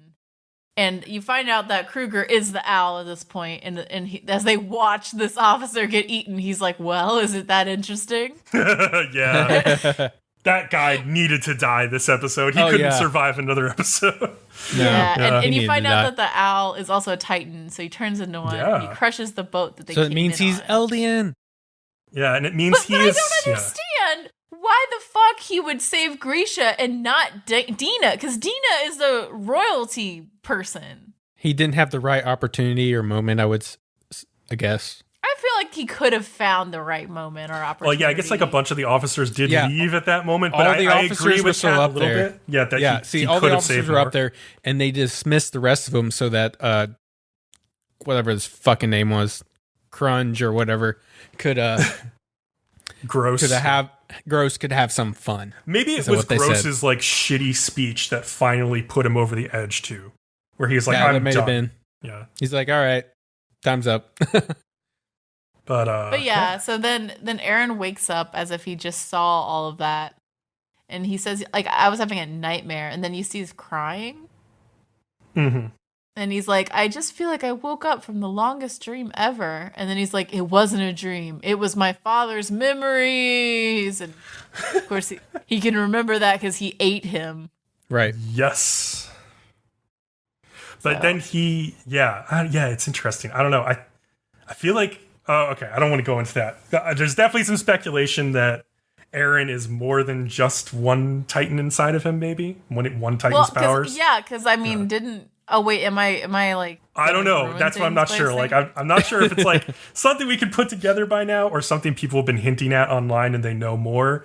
But I feel, I don't know. I feel like Aaron, at least we definitely know he has the King Titan's powers, the Coordinate Titan's powers, and that was like one of the two Titans who was not controlled by Marley, right? The other one obviously is the Owl. So maybe that's the other one that he has inside of him. And then like the Titans who were controlled. The Owl's power would have been to make the walls? That's my guess, yeah. And then, or maybe something beyond that. But then there's other Titans who were controlled by Marley, namely Annie, Berthold, Reinhardt, Zeke, I guess Emir, maybe? I don't know. And maybe some others we haven't met. But like those would be like the warriors who were fighting on behalf of Marley to try to take the coordinate back. Probably because they believe that the Eldian people are truly evil. They've probably like drank the Kool-Aid on that and want to like help the Marley like end them once and for all. So that adds a lot to like everything they've been saying to each other vaguely for the last 3 seasons. And it's like, oh my god. And then there's this whole thing about how like the Marleyans like really want to do this to like take the fossil fuels from underneath the island because they realize that with technology growing, like they're gonna have like fighter jets and shit soon, and like Titans aren't gonna mean shit anymore. So like, it's gonna be a war of like natural resources, which gets into like, oh, Attack on Titan's getting a little like modern political, isn't it? Yep. So yeah, it's very interesting. I also thought it was interesting that the next episode's title is going to be Shingeki no Kyojin, but they translate it as Attack Titan, which is funny because like Shingeki no Kyojin has always been translated as like Attack on Titan, which I don't know what that was about, but like, I mean, Shingeki no Kyojin literally does mean like the Attack Titan, or the Attacking Titan or something like that. So that's going to be interesting. Well, I think that's our longest yet. 30 plus minutes. Well, there was just so it much. It was a shitty fucking like it was so long, and there was so much shit, and I'm like, why are you cramming all this into one episode? It was a lot for one episode, but I was just like eating it up because like it was like revelation after revelation about like and flip. It like did so much to make me like reinvest myself in the whole lore of the show. Because now, like, I have, like, a reason why everyone is doing the things that they're doing, even if they, like, believe in something that is true or untrue. Like, they believe in some history that no one really knows about. And so, like, they have to find, like, some solution to get out of this. And it's just like, oh my god, who is the true evil side now? Is there an evil side? I guess that Sergeant Major Gross guy was a fucking evil bastard, but yeah, I don't know. I think it makes it feel like Ymir, the original Titan, are the good guys, and the new bad guys are the Marley people. Maybe that's what they want. Don't know. You just or maybe who knows. I think that the real thing is no one is ever the good guys in real life. It's all just shitty people on all sides. And war is the true enemy of the people. Like, so finding a way to find peace between these people is the true goal. If that there's can some happen. Pretty obvious good guys and bad guys in One Punch Man. So yes, there are. Kat, are you? I have to. You want to keep talking? Talk about this shit. What if we just skipped One Punch Man this week and just said they're just gearing up to fight the monsters? They're just fucking around some more. That's what One Punch Man is. If I get to say one thing, I thought the intro was cool. Where King and Saitama were playing a fighting game, and King was just kicking his ass. I guess that was funny. Yeah, that was cute. I love how Saitama just hates that he keeps losing and he's so into it, but like he's always complaining about not having a challenge. You think he'd be happy? Yeah, it's true. I'm like, I don't understand. Well, why if you look angry? at him, he looks like he's secretly happy about it. Like he's finally has like a goal to try and achieve. Yeah. Yeah. But yeah, so they play this fucking game. Saitama asked King about this new device at one point that a lot of the heroes got, and apparently he didn't. I think it's like a pager or something. It's a cell phone. Is it a cell phone? Doesn't look like a cell phone. It's a flip phone. They call it a terminal, is what they call it. It's a flip phone. It looks, I don't know. I don't know if it's going to come up later again, because it seems weird that they just mention it. Just don't even talk about it. It doesn't. Just go on. I don't know. This show is fucked up. The guy who got taken over at the Hero HQ was from director Gior or whatever the fuck his name is from the Monster Association. He says that they have the kid hostage and they're sick of being oppressed because they're monsters and we're just good people and we just want to be left alone and have a place to ourselves. And I immediately I'm like, that's bullshit. And then immediately the guy's like, that was bullshit. I was just seeing what you would believe. And I'm like, you didn't trick anyone, though. Yeah. Haha. So funny. Yeah, and then he's like, I was fucking with you. Really? Just come get us if you can. And I'm like, what? And then, your dream man shows up. This hero who's called Black Luster. And he looks problematic. He's a little lackluster. If you know what I'm saying. He has a problematic design. Did anyone else notice that? Just a bit. Yeah. I'm not even sure if I should touch this shit. Probably not. Let's not. I don't even understand why they would do that. It's probably Surely not with worth Dragon the time. Ball Z, they've learned Mr. this Popo. lesson. Japan. You feel like they would know oh, we tried that with Mr. Popo. It didn't turn out well. Let's not do it again. Mm-hmm. But they did it again. In the year of our Lord 2019, they did it again. Yes, they did it again. This probably came out 2017, 2018. Just sure. Still. It doesn't help. But oh, that was a bad idea. At one point, he makes the quote, "Everyone knows steel is no match for a hardened body." And I'm like, what the fuck is this? His muscles are very calming to look at. I'll give him that. Yeah, he does like the flex display. Yeah. that's his thing. I'm like, why is this a thing? Pecs of steel. Apparently the roach guy failed and the other monsters are going to kill him? Yeah. Because he lost his just legs? The big one, the I know, the roach guy. Orochimaru. Oh, The roach guy. Yeah, Orochimaru or something is what the big guy's name is. Is Orochimaru? We also- I don't understand. Isn't what? Orochimaru like a Naruto character? Yeah, it's really similar. It's an Oro It's not, something. His name Orochi. is not Orochimaru. Yeah, I was like, I know it's not fucking that.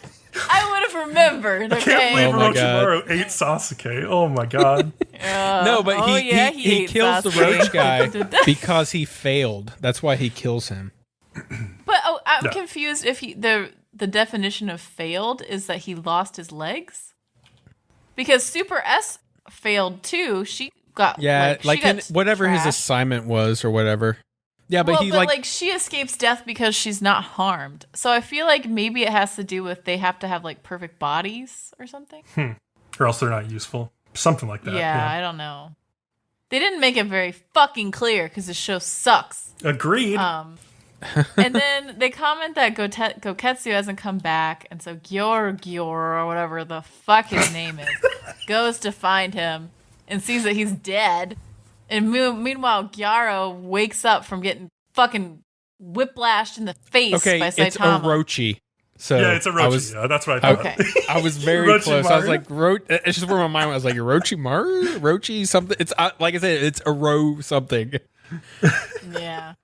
But yeah, Gyaro wakes up and is like, shit, I'm fucked. And he like sees this hero called Death Gatling, but he's like, well, I can't fucking fight anyone, so he leaves. That's how I wake up every morning. I just wake up and I'm like, shit, I'm fucked. Doesn't everyone? Isn't the way every single person in this world who has a job that they have to get to in the morning, you wake up every morning and you go, shit, I'm fucked. And you sit there for a second and actually think about audibly get up and go fuck almost every goddamn it. morning. Yes, this is what happens to working adults. If you're a teenager listening to this, that's what you have to look forward to. Best part of waking Waking up is always is screaming fuck. Yep. Sorry, Pretty much. Folgers. Anyway. But yeah, so Gyaro was like, I have to fucking get out of here. So he leaves. Meanwhile, Genos is getting repaired. His new body is very shiny. The doc is like, hey, don't do anything rash. And immediately that means he'll do something rash.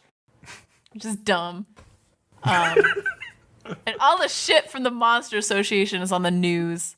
And I love how even more monsters, because of the news coverage, are like, ooh, we should go join the Monster Association. And they go fucking join it. And I'm like, what was that? Garo is sleeping in this like kids play area and he's got this high fever. And it's somehow magically the same kid that he saw earlier, which is bullshit. Anime magic. Yeah, he scares the kid when he comes in to confront him, and he recognizes him as the kid from before, and the kid's like, I need you to leave, and then like cries because he's fucking terrified. And Garo's like, okay, I'll leave, and you're like, oh, he's nice, like he's not a bad guy. And then he tells the kid that in order to get respect from others, he has to be strong, and the kid's like, that's obvious though. And he's like, I know. So apparently Garo is somewhat nice, but he's also an idiot. Yeah, I thought that was going to be like a nice moment between him and this kid, and it just turned out into this like really stupid, vapid, meaningless bullshit philosophy. And I was just like, okay, you almost had me for a second there. And then they lost me again. It makes you wonder if Garo just isn't, like, he would have been a hero if he was smart enough to understand. Like, it almost makes you wonder if his flaw was that he felt too bad for the one who was always losing. Yeah. But that at heart, he's actually a hero, but, like, had this weird stupidity moment where, like, because he's too dumb, now he's trying to be a villain. That's a great way to describe him, yes. Anyway, suddenly a bunch of heroes appear to get Garo, and they're going to hunt the hunter. And Garo's like, hey, can I see that almanac? Because, like, I'm fucking injured as shit, and I need to know what these heroes can do so I can maybe survive.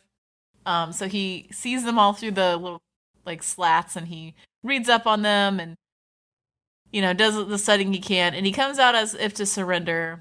And they're like, we're going to take you in, cowboy. They even play the music. No, not really. He jumps up on the roof and says, like, after I've deal with you guys, it's going to put me over 100 kills. And at this point, I'm like, okay, so he's killed 100 people. Let's reflect on why this show is continuing to make him seem like a good person. When he's killed 100 people. I'll be honest, non-spoiler, but the manga continues to make him seem like he will eventually become a good person. He's killed fucking 100 people! And it's so much farther ahead. He's a serial killer! He's basically a serial killer who's occasionally nice. That doesn't make him a good person. You're describing Vegeta to me. That's fairly true. Anyway, the kid's upset at the idea that this guy he liked has heroes after him. Garo's clearly not doing well and gets surrounded while injured, and that's the fucking end. That's all we know. Yep. That's my reaction to this episode. Yeah, speaking of the next show, that's the best leadway I've heard yet. Wake me when you guys are done talking about Attack on Titan, okay? We did talk about Attack on Titan. Oh, well, I'm going to forget everything until you're done with this one. So. No, yeah, I don't have much to say about that One Punch Man episode, because it's just like, oh, they're just setting a bunch of shit up, and like where it ended, it was like right in the middle of a fight, and I was like, okay, fine. Like, imagine how much was said in that one Attack on Titan episode, and then think about what was actually accomplished in this One Punch Man episode. Like, nothing.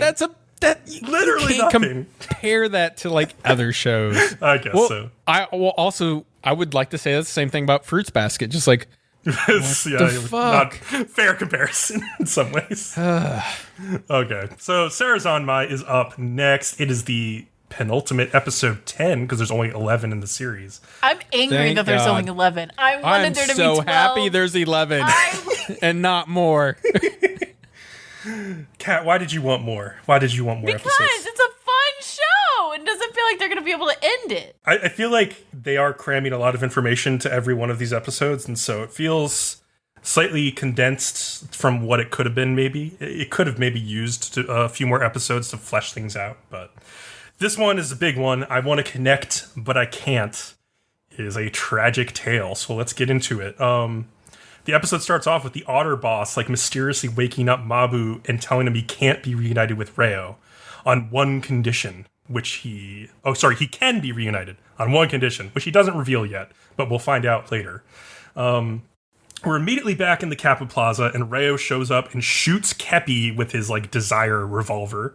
And it turns him into like, I don't know, it was like a life preserver or something. It's just like Kepi's face in the middle of like a life preserver. I don't know, it was weird. And he reveals that like the otter barrier in the plaza doesn't work on Reo because he's actually a Kappa. Dun dun dun, don't care. Dun, dun, dun, dun. Which I kind of saw coming, because they did say like they were refugees or whatever. Yeah. Kepi confirms that Reo and Mabu were like his vassals in the Kappa Kingdom once upon a time. And so Reo picks up Enta after Kazuki like demands the dishes of hope and sees that he only has like 4 hours left to live. And since they both need the dishes of hope, he like lets Kazuki tag along with him and Enta and Kepi and go back to their headquarters. And Ryo doesn't see why Kazuki won't like just forsake his connection with Enta, like for his own personal desires. He doesn't understand it. And when they arrive, Mabu's there, and he tells Ryo that the Otter boss has found out about the dishes. And this kind of makes Ryo like furious with Mabu, who has like disappointed him like one last time. And while he's like being angry, it gives the others a chance to run off while Ryo's distracted. And Mabu's like acting really strangely as he says like he isn't the man Ryo wants him to be, but he's also really hurt when Ryo kind of like agrees with him, saying like you're not the real Mabu who like told me the words I wanted to hear once upon a time. And like you see like Mabu's face like react like he actually felt something and it hurt, which is weird since we're led to believe he's a robot at this time, but he maybe something more. And so Kepi and the two boys like reach the deepest section of the Otter headquarters and come face to face with Dark Kepi. And so Kepi confirms like this is the manifestation of like the depression he felt when he was captured by the Otters and he broke his Shirokodama into two halves, like one like light cheerful half and this like other like depressed half, dark half. And he's like, if I can fuse back together with this dark half of me, I can defeat the Otters. And so at this point, the Otter shows up and he brags how he took over the vulnerable Ryu and Mabu, who were broken Kappas, and how he's going to do the same with Enta right now. And so he jumps in to Enta's body, like through his nose, and possesses him. And like in this like possessed mind fuck, the Otter tries to seduce Enta into giving up the last dish of hope. And he tells him that he can have an even more special relationship with Kazuki than they had as like the golden combi, the golden duo. But like when he says that, like something snaps back to reality inside Enta, and he takes the plate and he slams it on the ground, shattering it. He yells like, I just want to be connected with Kazuki the same way we always were. And he like falls into Kazuki's arms, but with the dish broken, they now have no way of saving him. So Kazuki tries to ask Kepi to use his Shirikodama to save Enta, but like Enta won't let him, saying, I don't want like Kazuki to let go of me. I also don't want him like sacrificing himself for me. And so the Otter leaves Enta's body and says like, I'll just use the 4 remaining plates. And then at this point, Ryo lifts his revolver and blows the Otter's head off, which doesn't really stop the Otter from talking or anything. It doesn't kill him. And like Ryo, though, says he's using the 4 dishes to bring back the real Mabu, at which point the Otter like regrows its head and reveals the fucking truth. Mabu, who is dismayed at not being able to take back Ryo's heart by remaining by his side, chooses to give into his own selfish desires, and he throws himself into this like dunk tank that has been like transforming everybody into Kappa zombies the whole show. And Kepi tells Ryu if he's prepared to understand Mabu's desires, he's going to have to defeat him in Kappa zombie form. And so Ryu like turns around, sticks his butt out. He's like, "Get in there!" And like we get crying out loud. We then get Mamoru Miyano's version of like the Kappa dance, like battle song, which is pretty nice. It was nice to hear Mamoru Miyano singing that. It was pretty cool. And like his version of the song is like a duet with Mabu's Kappa zombie, where they basically express this philosophy that like the meaning of life is like understanding their connection to one another, and it's love, not desire, that's like the most important thing. And when we see Mabu's desire, we are shown like the one condition I mentioned at the beginning that the Otter made when bringing him back to life as a machine with a like machine heart. Mabu had to give up his connection with Ryu. And if he ever spoke words of love of any kind to Ryu, his heart was rigged to explode immediately and kill him. So Mabu was like forced to pretend all of this time that he wasn't the same person, that he hated Ryu, and to give up that connection so he could at least just be by the side of the guy who he really is in love with. Which is really fucking tragic, but it explains a lot. Mabu emerges from the zombie in Kappa form after like his Shirokodama has been taken. He grabs Ryo and like tells him we have to run back and give the dish back to Kepi, the prince. And so then they enter like the leaking information stage. And Ryo sees like these various flashbacks of himself like talking to Mabu, being upset with him and realizing like, I was the one that didn't understand anything about this whole situation. Like, Mabu really did love me. It really was the real Mabu this whole time. And, like, Mabu, like, appears in front of him and basically says, like, without any doubt, like, I will always love you. And that causes his heart to explode, killing him. Which is pretty fucking tragic. Yeah, fuck you. Kepi eats the Shirikodama, promising to connect Mabu's desire to the future and making that fifth plate once more. Reo is kind of beside himself after all this happens, and he starts like firing bullets at Kepi. The bullets are literally labeled like rage and grief when he fires them. And he's like, to Kazuki, like demands like, give me that dish. I need that dish. And Kazuki holds onto it for dear life because he's like, I need to protect Enta, who's precious to me.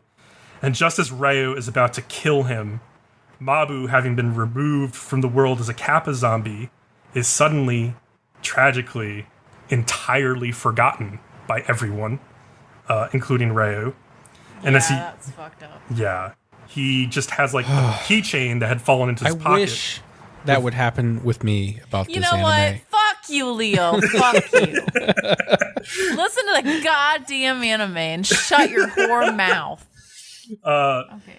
As he's like weeping over this little, like it's like a keychain that has Mabu's name on it, but he doesn't understand who it is or why he's crying. He's shot in the back by Toei, who has just shown back up. Toei really loves shooting people, doesn't he? And he puts Reo out of his misery and saves Enta and Kazuki. And Kepi removes like Reo's body, like sort of from existence, and it just leaves on the ground like these two intertwined keychains with their names, which this is where I got really pissed off because the meme potential was so high. If Japanese people could just discern between the letter R and the letter L, everybody, because fucking Reo's keychain says Leo on it. Oh, I could have been making so many jokes about Leo this entire time if I'd known he was actually supposed to be called Leo.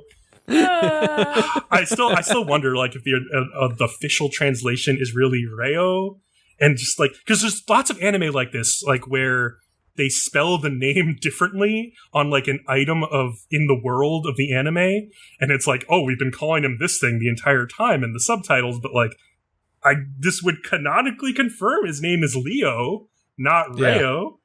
So anyway, that was weird. It almost makes you wonder if it's like they just can't say L. Yeah, it's hard to say the R and L sounds for Japanese people. And I don't know. But you would think they would get that right. It's like a named character, so. Well, but it's hard. I bet it's just easier for them to say Reo. Well, like I said earlier, it's almost physically impossible for them to say that L. Yeah, I also they wonder, just never like, heard if, it. you know, I don't know if, like, the main studio handled this cut of animation. Like, did they get, like, a sheet of paper that said in Japanese characters Reo's name, and then they had to, like, put that in English on the keychain, and they wrote Leo? Like, is it just something that got overlooked? Is it supposed to say Reo? Is it supposed to be Leo the whole time? I don't know. I hope I can find out. I'm just gonna say it's Leo, and that Leo is part of a pair of long lost lovers. Yeah, Leo is looking for his soulmate. Yep. So you made it into Sarazanmai, Leo. How do you feel about God damn it. Can you wrap this up so we can do Carole Tuesday and get this goddamn episode over with? So there's this like brief scene where we see Haruka talking with Sarazanmai about how the world has a decision to make about whether it wants to be connected or not.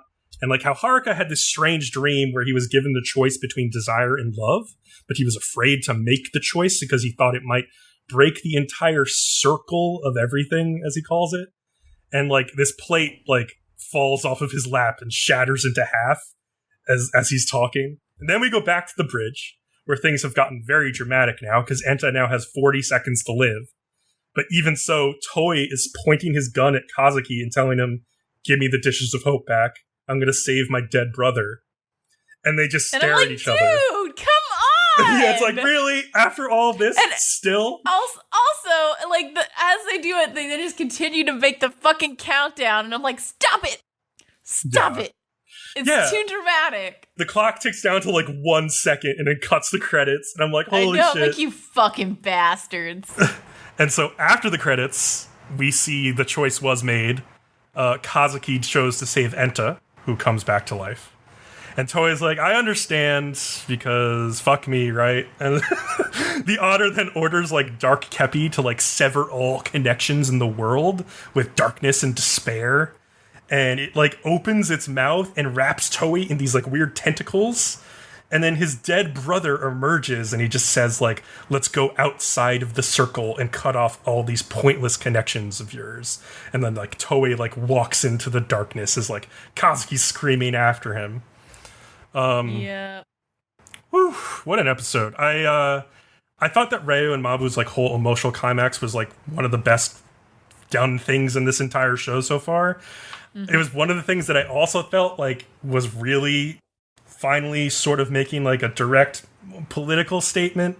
It was, like, one of the clearest ones I could latch onto, at least the way I'm interpreting it, because, like, Mabu's brought back to life, but to have a relationship with the man he's in love with, he's expected by, like, quote, society to limit that love to just desire. He's not allowed to... And basically say, like, I'm not in love with him. That's the only way he can be with him. Yeah, his love is only limited to desires. Like, that's the only way, like, society will accept it. True love is not in the cards for these people because they're gay.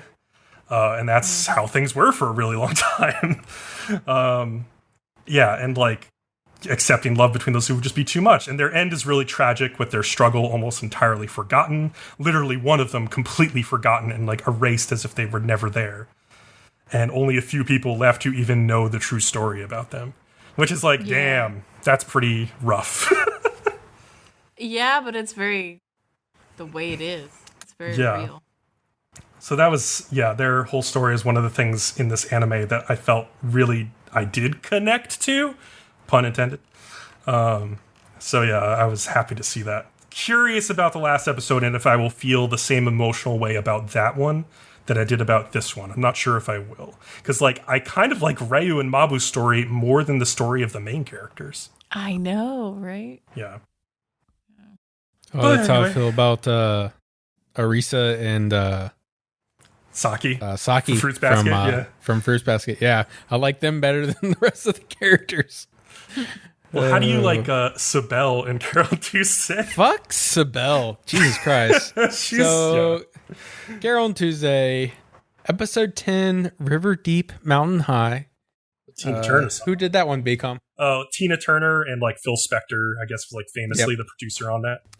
I just wanted to see if you knew it. I had to Google it, but I listened to it earlier. It's a great song. Like, what an incredible vocal. And it's all about love. Yeah. And, like, I saw that title and I was like, wait, I know this song. And once I Googled it and listened to it myself, I was like, oh, okay, yeah, I know this song. Mm-hmm. So we start off with a new guest judge replacing the AI dog, and it's none other than that dick DJ Ertgoon. Who am I? Oh, he's so full of himself. He's so full of himself, he's inside himself. We'll get to that in a minute. The next matches will be GGK against Angela and Piorte against Carole Tuesday. Ertgun's reaction to seeing Carole Tuesday, he's just like, woo, as he sees them, which is pretty funny because they're like shying away, and then they ask him like, what was that about? He's like, I just surprised. I'm very, very excited. I'm just very excited. Don't worry about it. But back in the dressing room, the walking trash bag of awkwardness, Cybelle, is waiting on Tuesday. Yep. Jesus Christ. She says some bullshit, pouty crap, and walks out and pretty much just makes Tuesday feel bad. She goes so far that, like, I think she makes Tuesday feel like she's gonna, like, commit suicide or something. Like, Tuesday has every reason to be, like, worried. Yeah. Yeah. Because she's like, you were the only person I could lean on, and now you're gone. What should I do now? And she just leaves. It's like, okay, I need to go after this person. Which does make Tuesday worried enough that she does leave the dressing room and try to find her. Yeah. And then they go, the first up is GGK, and she gets asked by one of the judges what compelled her to sing. From her previous shit, you can basically imagine. It's absolute nonsense. When she said she was born in the desert and, like, nobody understood her, I was like, is this like a Jesus Christ parable? Is she, like, born in Bethlehem, like, looking at the stars? She basically says she crossed over and heard a voice tell her to sing. Yeah. And that's what brought her back to life. And I'm just like, this is not worth discussing. This is just like intentionally written to just be so fucking out there. Yeah. That like it's this whatever. And then like Erguns gets asked what he thought. He's like, I sometimes hear voices too, but it's my inner Ergun talking to me. And it's just like, really, dude? It makes sense that she would be like the one that Ertugun would like identify with. I heard Kat groaning as I watched that. I was just like, Jesus Christ. GGK goes on to perform a song called Gravity Bounce. What'd you guys think about that song? I did not like it as much as the first one. Oh, interesting. I thought it was repetitive. I think I like this one better. The first one I really didn't like at all. This one I thought was better. No, I didn't like it. I was like, it's too repetitive. I'm of two minds because I thought the lyrics were too repetitive, but I thought the melody of the song was a little bit more interesting. So I was like half and half on it, basically. Same thoughts. The lyrics were repetitive, but the beat I did enjoy more. Bounce. Yeah. Hit the gravity bounce. Yeah. It's catchy, for sure. Yeah. Quickly back in Angela's room, and Tower arrives and announces that they're changing her song, much to her surprise. And he's made this decision while watching GGK perform. Yeah, he got like worried because he was like, "Oh, this is a little weird." But we find out later he specifically noticed that like the tone of her song was like changing the tone of Angela's song would be something that would impress the judges. Yeah, right. I think he had the right idea too. Mm-hmm. So yeah, that was really interesting about him. And we also saw in the last episode he took a particular interest in Carole and Tuesday also. Oh yeah, so, he's definitely worried about them. Yeah. Yeah. And he does something later on. I don't think I made a note about it that like specifically said he was kind of worried about those two. Mm-hmm. But during the performance, Carole and Tuesday are also running around backstage as Tuesday looks for Cybelle and Carole looks for Tuesday. Angela then gets to perform her song, and that is All I Want, and surprises everybody with like basically how much of a change it was compared to her last song. To me, it was like kind of a little more poppy. it was shallow as fuck. It was shallow. It was very like auto-tuney. Lot of like vocal effects on her voice that made her sound like a Barbie girl. It was definitely Barbie like girl in a Barbie world. It's exactly. It's fantastic. like made of cutesy plastic. electro pop voice, and I really didn't like it, though I can see the appeal of the song. It's just like I don't like this. It's like no, it's a song. It's the kind of song I don't like. Mm-hmm. Okay, so Angela ends up getting the win, which we kind of suspected, and the judges. But even so, the judges still recognize GGK for her outstanding performance, saying that, like, you know, man, in any other season, you probably would have made it to the finals. But wow, Yeah. And then there's just been ongoing funny skit where like Gus and Dahlia are arguing through Rhodey and like pounding him on the back, like, oh, you thought Angela was going to run for her money this time, and then back and forth, and it's okay. It's whatever. It's funny enough, I guess, yeah. And then we go to Piorte. He performs his song, Love Yourself. I love this song. I just want to say, you want to talk about shallow. Well, I don't know. It's a better song than the other one. He dances more than Angela. I definitely noticed that. Oh, yeah, for sure. I think it's once again one of those things where it's obvious that they're trying to make Piotr like a mirror of Justin Bieber, because he has a song like that I think is literally called Love Yourself. He has that whole speech beforehand where he talks about his whole like social media persona being like the true him who he like embraced and put out into the world, and then people accepted it. And it's like up to you to decide whether that's fake or not. But yeah, I don't know. Like if you can buy into that, like I assume a bunch of teenage girls on Mars would. That'd be pretty exciting. Guess. Yeah, I mean, I don't like him as a person, but I like his singing. His songs have been really good so far. Yeah, I'll agree with that. But while he's performing, the girls are like running around trying to find each other. And then like Angela's manager, Katie, starts eyeing Angela's phone as she leaves it behind to like take a shower. I saw that too, and I was like, So what's she doing? Yeah, what's Is she gonna do? Sabotage her then? Maybe? I mean, she's been a bitch. She does deserve it. Yeah. It's true. She does deserve some retribution for her shittiness. That's true. Yeah, but well, honestly, could she do with her phone? Like, she couldn't expect to find like maybe song lyrics on there, but like maybe it's like condemning videos or something like that. Or pictures, or she could send a message to somebody specific. That too. Yeah, like the hedge fund guy who's paying all the money for her. If they have that number, I don't know. So Tuesday eventually makes it back to the dressing room. They find like a box that says "Happy Birthday." Yeah, I'm like, why would you open that right now? I know that she thinks it's from Carole. from Carole, but I mean, come on. Still, that's stupid. We know it's a different box though, because like Carole's been carrying around the other box. Let's just be honest. We all assume it's from Cybelle. Yeah, for sure. So what happens is Carole hears Tuesday scream from the room and runs into the room, and basically she runs in and there's like fog everywhere, like from like there's dry ice in the box, so to say. Yeah, it's a little strange if it's smoke or fog. And then it just also looks like Tuesday's like clutching her hand as like if she hurt herself somehow from it, which would obviously hinder their performance since she plays the fucking guitar. Yeah, it doesn't matter which hand it is; it would hurt to play guitar. So did like Cybelle intentionally, sabotage the performance? Cybelle's a shitty character. I don't like this character at all. Like, I don't know.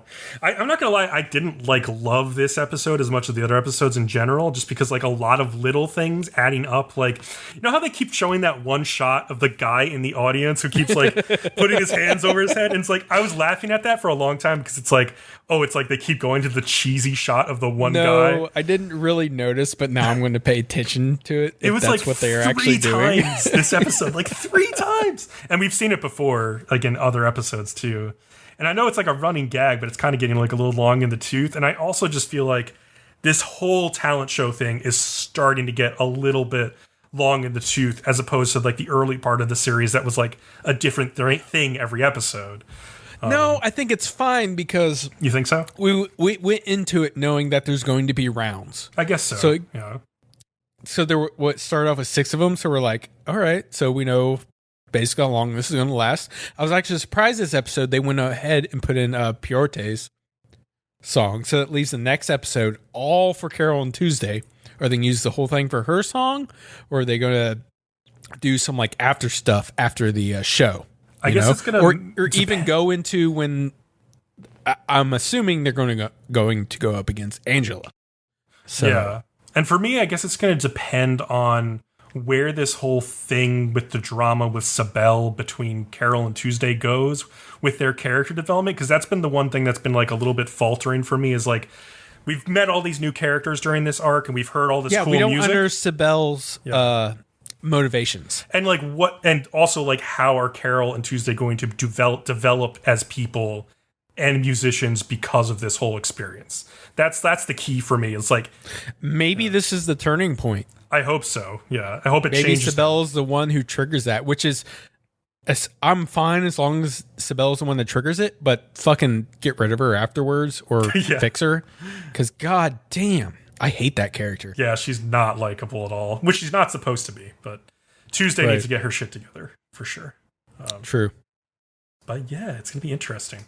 Do you think Carole and Tuesday will win this competition, or do you think Angela will win? I think that there's no way that Carole and Tuesday can win this round, even because she's obviously injured. Like Puerter had an amazing song. I think I don't know. It'll be interesting to see where they go from here, but I don't think they they'll go win. out there and Tuesday like actually fucks up a bunch because she literally can't play. I think so. It's possible that they just go with a piano backed version and then Tuesday just sings. But I don't know. Or maybe we're just wrong about her hand being hurt. Who knows? I mean, like... Yeah, we could be wrong about that. It's just, we literally just get like a quick screenshot. I even paused it.